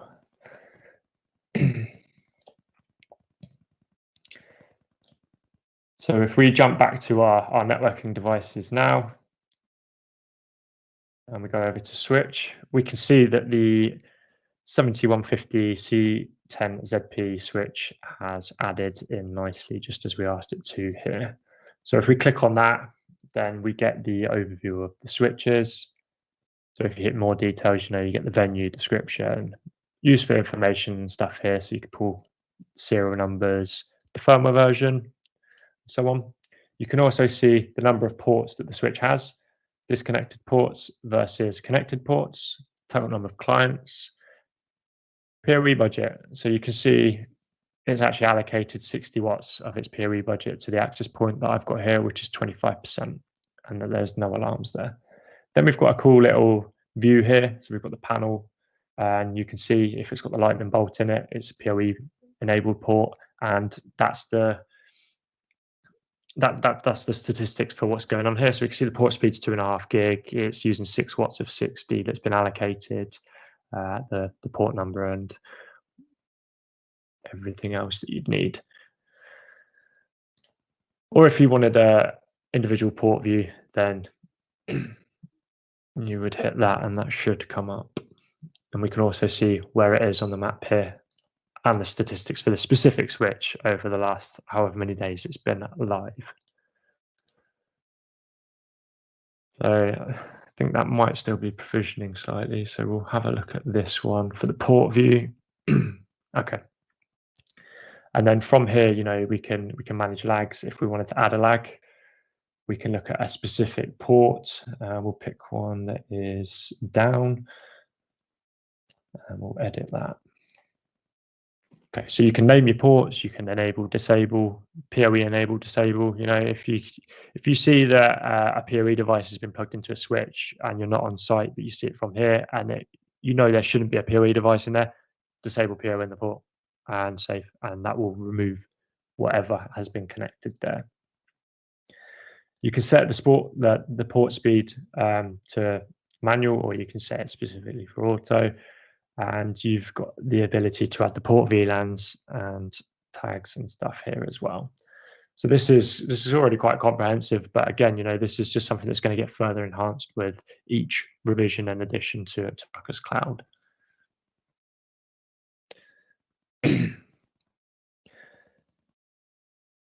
Okay, and then if we have a quick look back on the wireless network front, and we run through another network one, a common one that I often get asked when we're doing demos for cloud is, you know, what guest options do we have, or what captive portal options do we have available? So if we add a guest network and hit next. So we've got quite a few options, as you can see here. You know, you can just do a quick click through.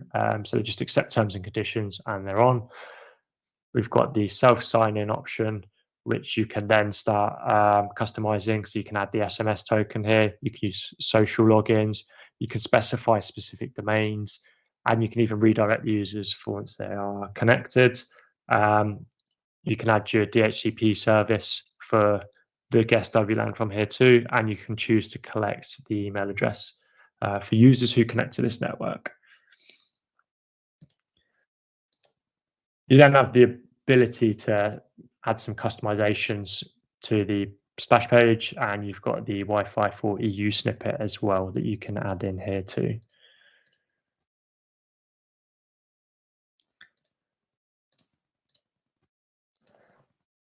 You can set up for host approval. So you can set specific host domains that are allowed to approve guests onto the network. What this will do is when a guest tries to authenticate to the network, there will be a host will be notified, and they will be able to accept or deny that specific client to the network. And you can set different options if you're for your host view as well. And again, you know, your DHCP. Got the guest passed option. And again, you know, you can choose to redirect after that, and then you would create a load of guest passes and hand them to your administrator. And we've got full support for a host of third-party captive portals. So we've got a predefined list down here, and you would just integrate there.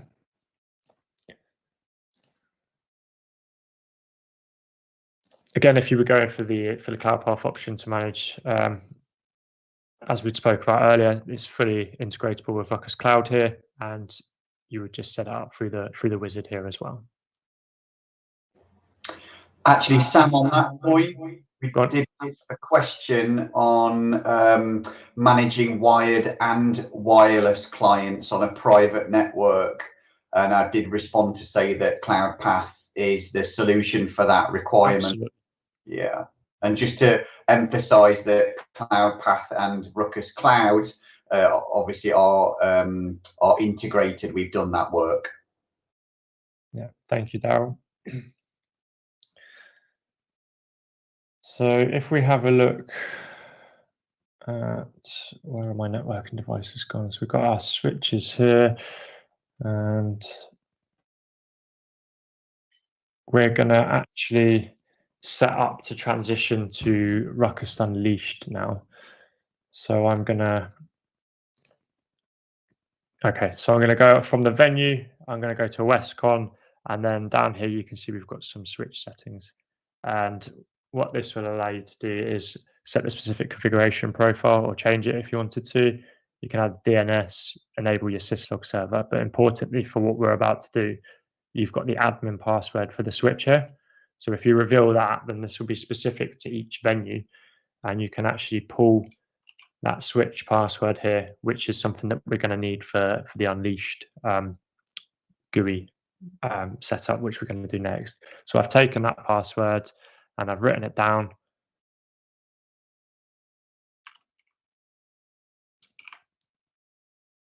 It's not copied.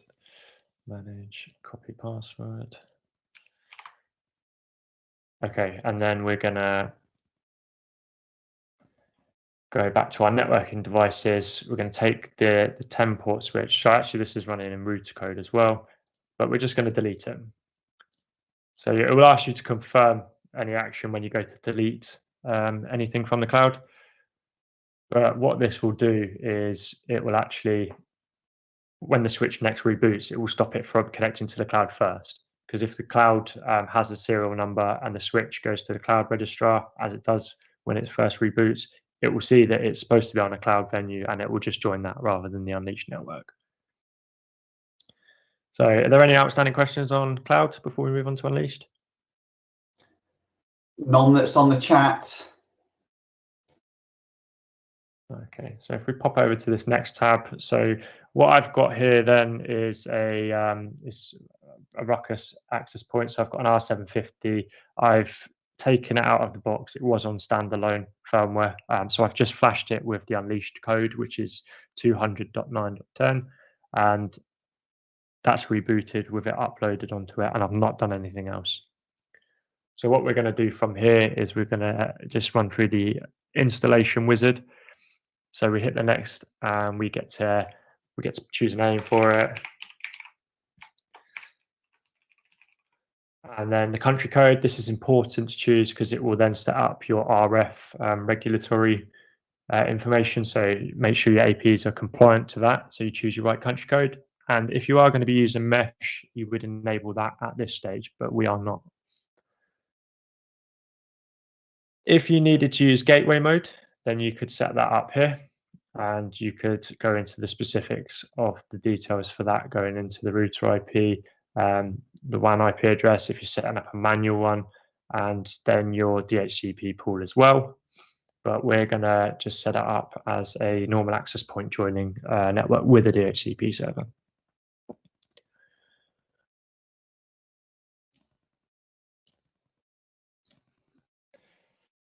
So we're going to set up our first network in the wizard here, and we'll just do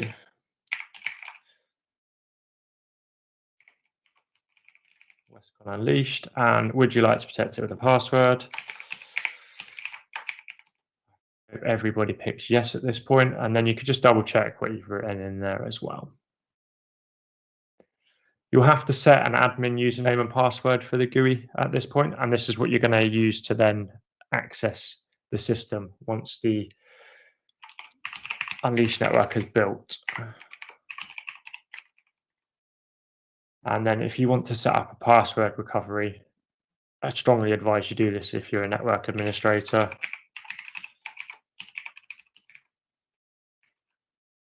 It's the com scope there. And then it will just ask you for a security question. Obviously try not to make it as generic as I've just done here.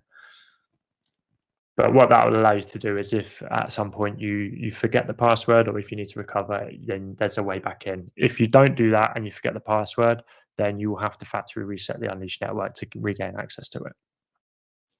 And then again, it gives you a nice little review here as well. So you can see what it is you've set up, and you can untick these things to show the security passwords and stuff. And if you needed to document that for your records, then you can go ahead and do that. So once you do that, it's going to go on to configuring systems and settings and rebooting here. So this is actually going to take probably 5 minutes to run through. So while it's doing that, we can flick back to cloud, because I've just remembered that actually I've not shown you how to generate your DPSKs. I'm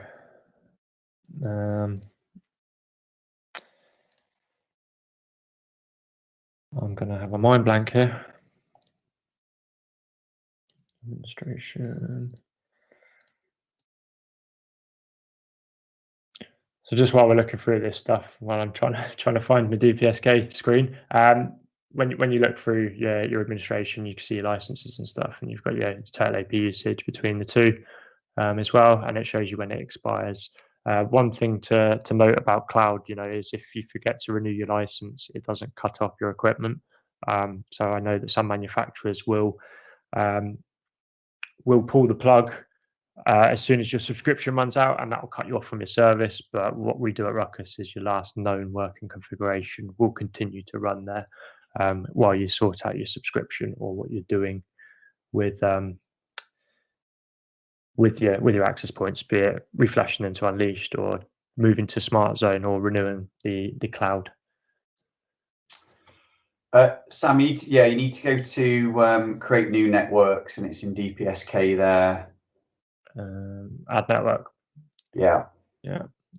And then so we've got our dynamic appreciate key. Next. There you go. Yeah, there we go. Yeah, so we've already done that. Yeah, we can change our password length here, and then you can set specifically how long you want it to be. Set it to your venue. Create that.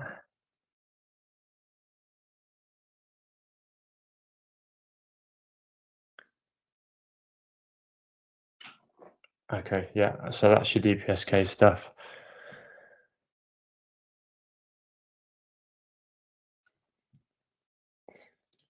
And then while we're here, we've spoken about it, and we're not going to go into too much detail on this, but Ruckus Analytics. So you can see that actually clicking that is taking me out to the Ruckus Analytics platform. And this is going to give you the in-depth dashboard analytics and reporting information that we'd spoken about through the presentation. So your dashboard view kind of gives you like an SLA overview, like you get at help desk. So you've got your incidents ranging from P1 right the way down to P4. This is just monitoring my home network, and it's just me on it, so you're not going to see that much stuff going on here. There's one event that's gone on here, and you can see here that there's an insight going on as to what the root cause analysis is. So the AP service is affected due to high number of reboots, insufficient power from the PoE switch, or configuration download failure. It just gives you a number of things that you can run through, some recommended action plans as well. So this will be from where I've been labbing everything at home recently, and everything's been going up and down while I'm chopping and changing from each management platform. You can then start to look into your health metrics, and you can look at your connection attempts, and you can change the date to custom pre-canned or today, and you can see your overall metrics for your network there. And you can start to then drill down into each of these different metrics if you need to. If you are providing SLAs, then you can actually customize the SLA goal to make sure that you are hitting what it is that you are saying that you are able to provide. And that will then reflect in the metrics that you see up here as well. And all of this is interactive, and you can drag and dive into each part of it as well. The client troubleshoot is a useful tab too, and this is something that you will get through the analytics only. But what it essentially will allow you to do is you can pick a specific client's MAC address out of your solution, and you can run a connectivity test for it, and then it will give you a packet by packet analysis of that connection happening. And if there are any problems, it will highlight them for you in the graph that comes up here. So if there aren't enough IP addresses, for example, then it will pull up saying that it failed at DHCP, and you could then look at your root cause and analysis and see you might need to look at DHCP pool. And you can scroll through to your APs and switches too with their MACs. So the reporting section is from kind of SCI natively, and it's integrated into Ruckus Analytics, but this is where you get huge amounts of data on your wireless network. I'm not going to have huge amounts on mine because I've got 2 access points, normally 1, and a single switch. But if you're using it in an enterprise environment and you've got multiple APs, multiple switches and stuff, this data starts to become really populated, and you can start to drill down into nice date ranges and exporting the information into user-friendly PDFs or CSVs to report back on the network usage over a set period of time. And you can look at unique sessions, unique WLANs, and there's some insightful information that you can drop in down here. So we can see number 2 in my home network is application is YouTube.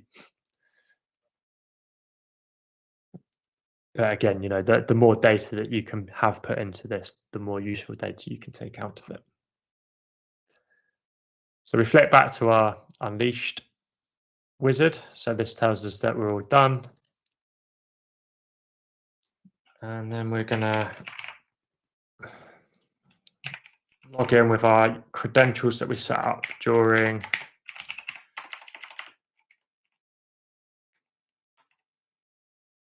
our startup phase, and you are presented with a different kind of dashboard to what you saw with cloud.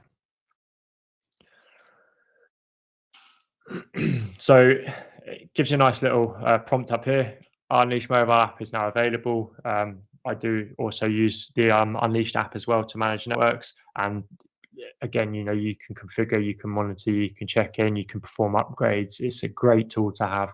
And again, it's something that you can enable to be accessed from remote as well. So the Unleashed GUI is going to give you a bit more of a simplistic overview of what's going on in your network. It's pop down the internet tab and it will tell you that the Ethernet port is up on the master. It's got an IP address of this, a gateway of that, and it's connected. Scroll down and you can see a Wi-Fi networks tab here.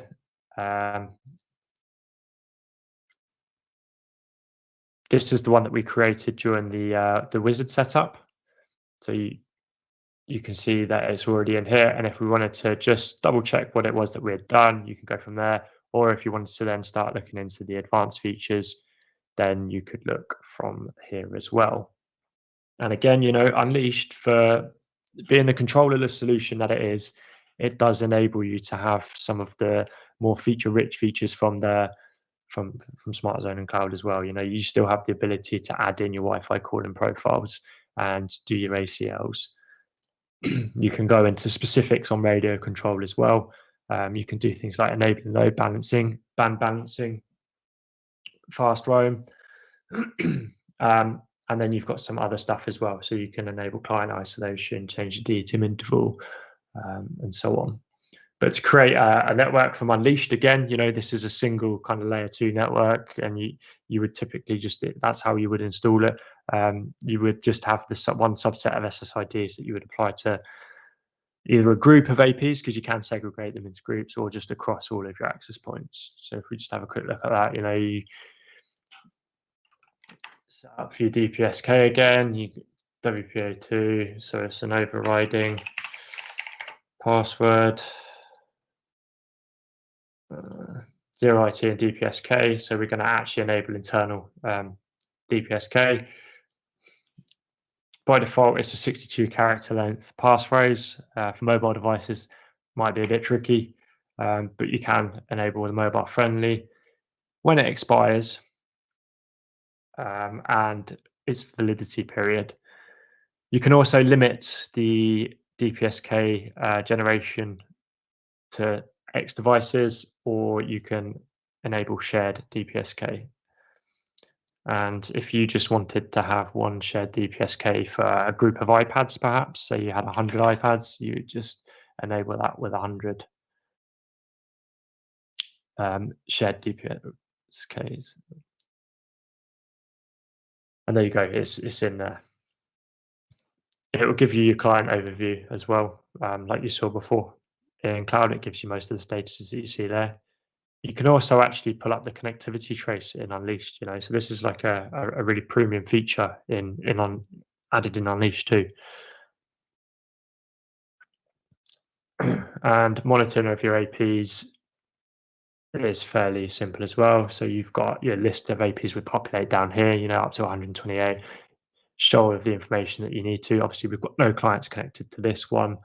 But you can see here it says master. So this is the master access point of the solution. If I added another one, then it would be the secondary master. And obviously coming soon, you're going to have the ability to choose which one that's going to be out of your list. So you can see that this is an R750.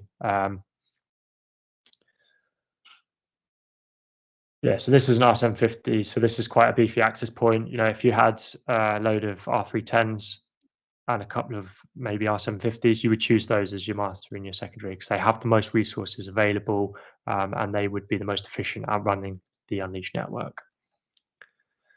And again, the information is it just goes on and on and on down here. So we can actually see that we've got a switch pending to join here. So I've got another switch in my network that is just sat on my desk up here that's not been connected to cloud. So we'll see if we can get that one to join by the default.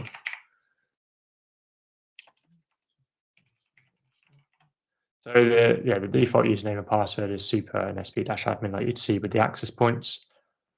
And you can see here that actually the switch is connecting. If we wanted to add the other switch as well, we would need to grab its IP address, which I pulled out of the cloud before I deleted it. The IP address in there, the admin name, it inherits an admin and username and password from cloud. And we saw that was this. So we can add that as well. So what that would then do in the background is it would do its firmware checks and it would make sure that it's compatible with Unleashed, and then it will pull it into your switching management as well. So that's going to take sort of a couple minutes like it did with cloud to add on.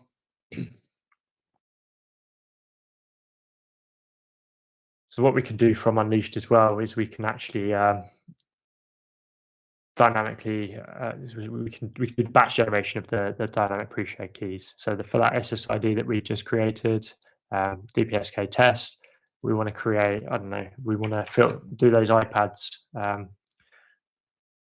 So we'll create that, and then we can save that locally, and then it will pull that file out to you, so you can see what the password is going to be and share that.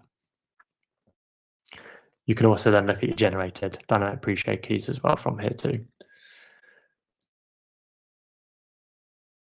And you've got your guest pass or your guest functionalities as well, much like you did with cloud. And again, if you want to set that up, you would do that from your Wi-Fi network tab. Okay, so the 7158 port, I've used a different password for that, so we'll have to skip that one, unfortunately. And then hopefully this ICX doesn't take too long to connect. So from a switch perspective on your ICX, it's going to give you a summary of what's going on with your switches. So you'd see this specifically for the switch when it was enabled.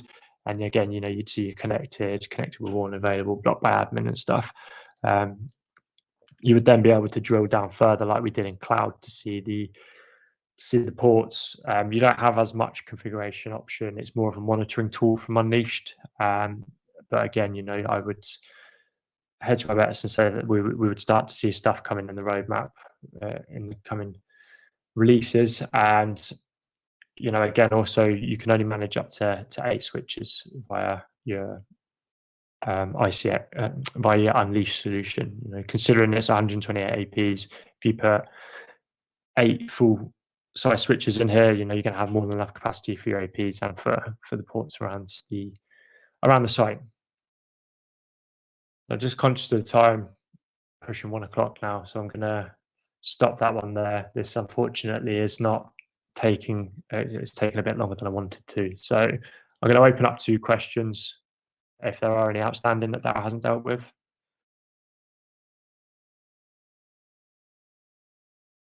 Silent audience. Is everybody still awake?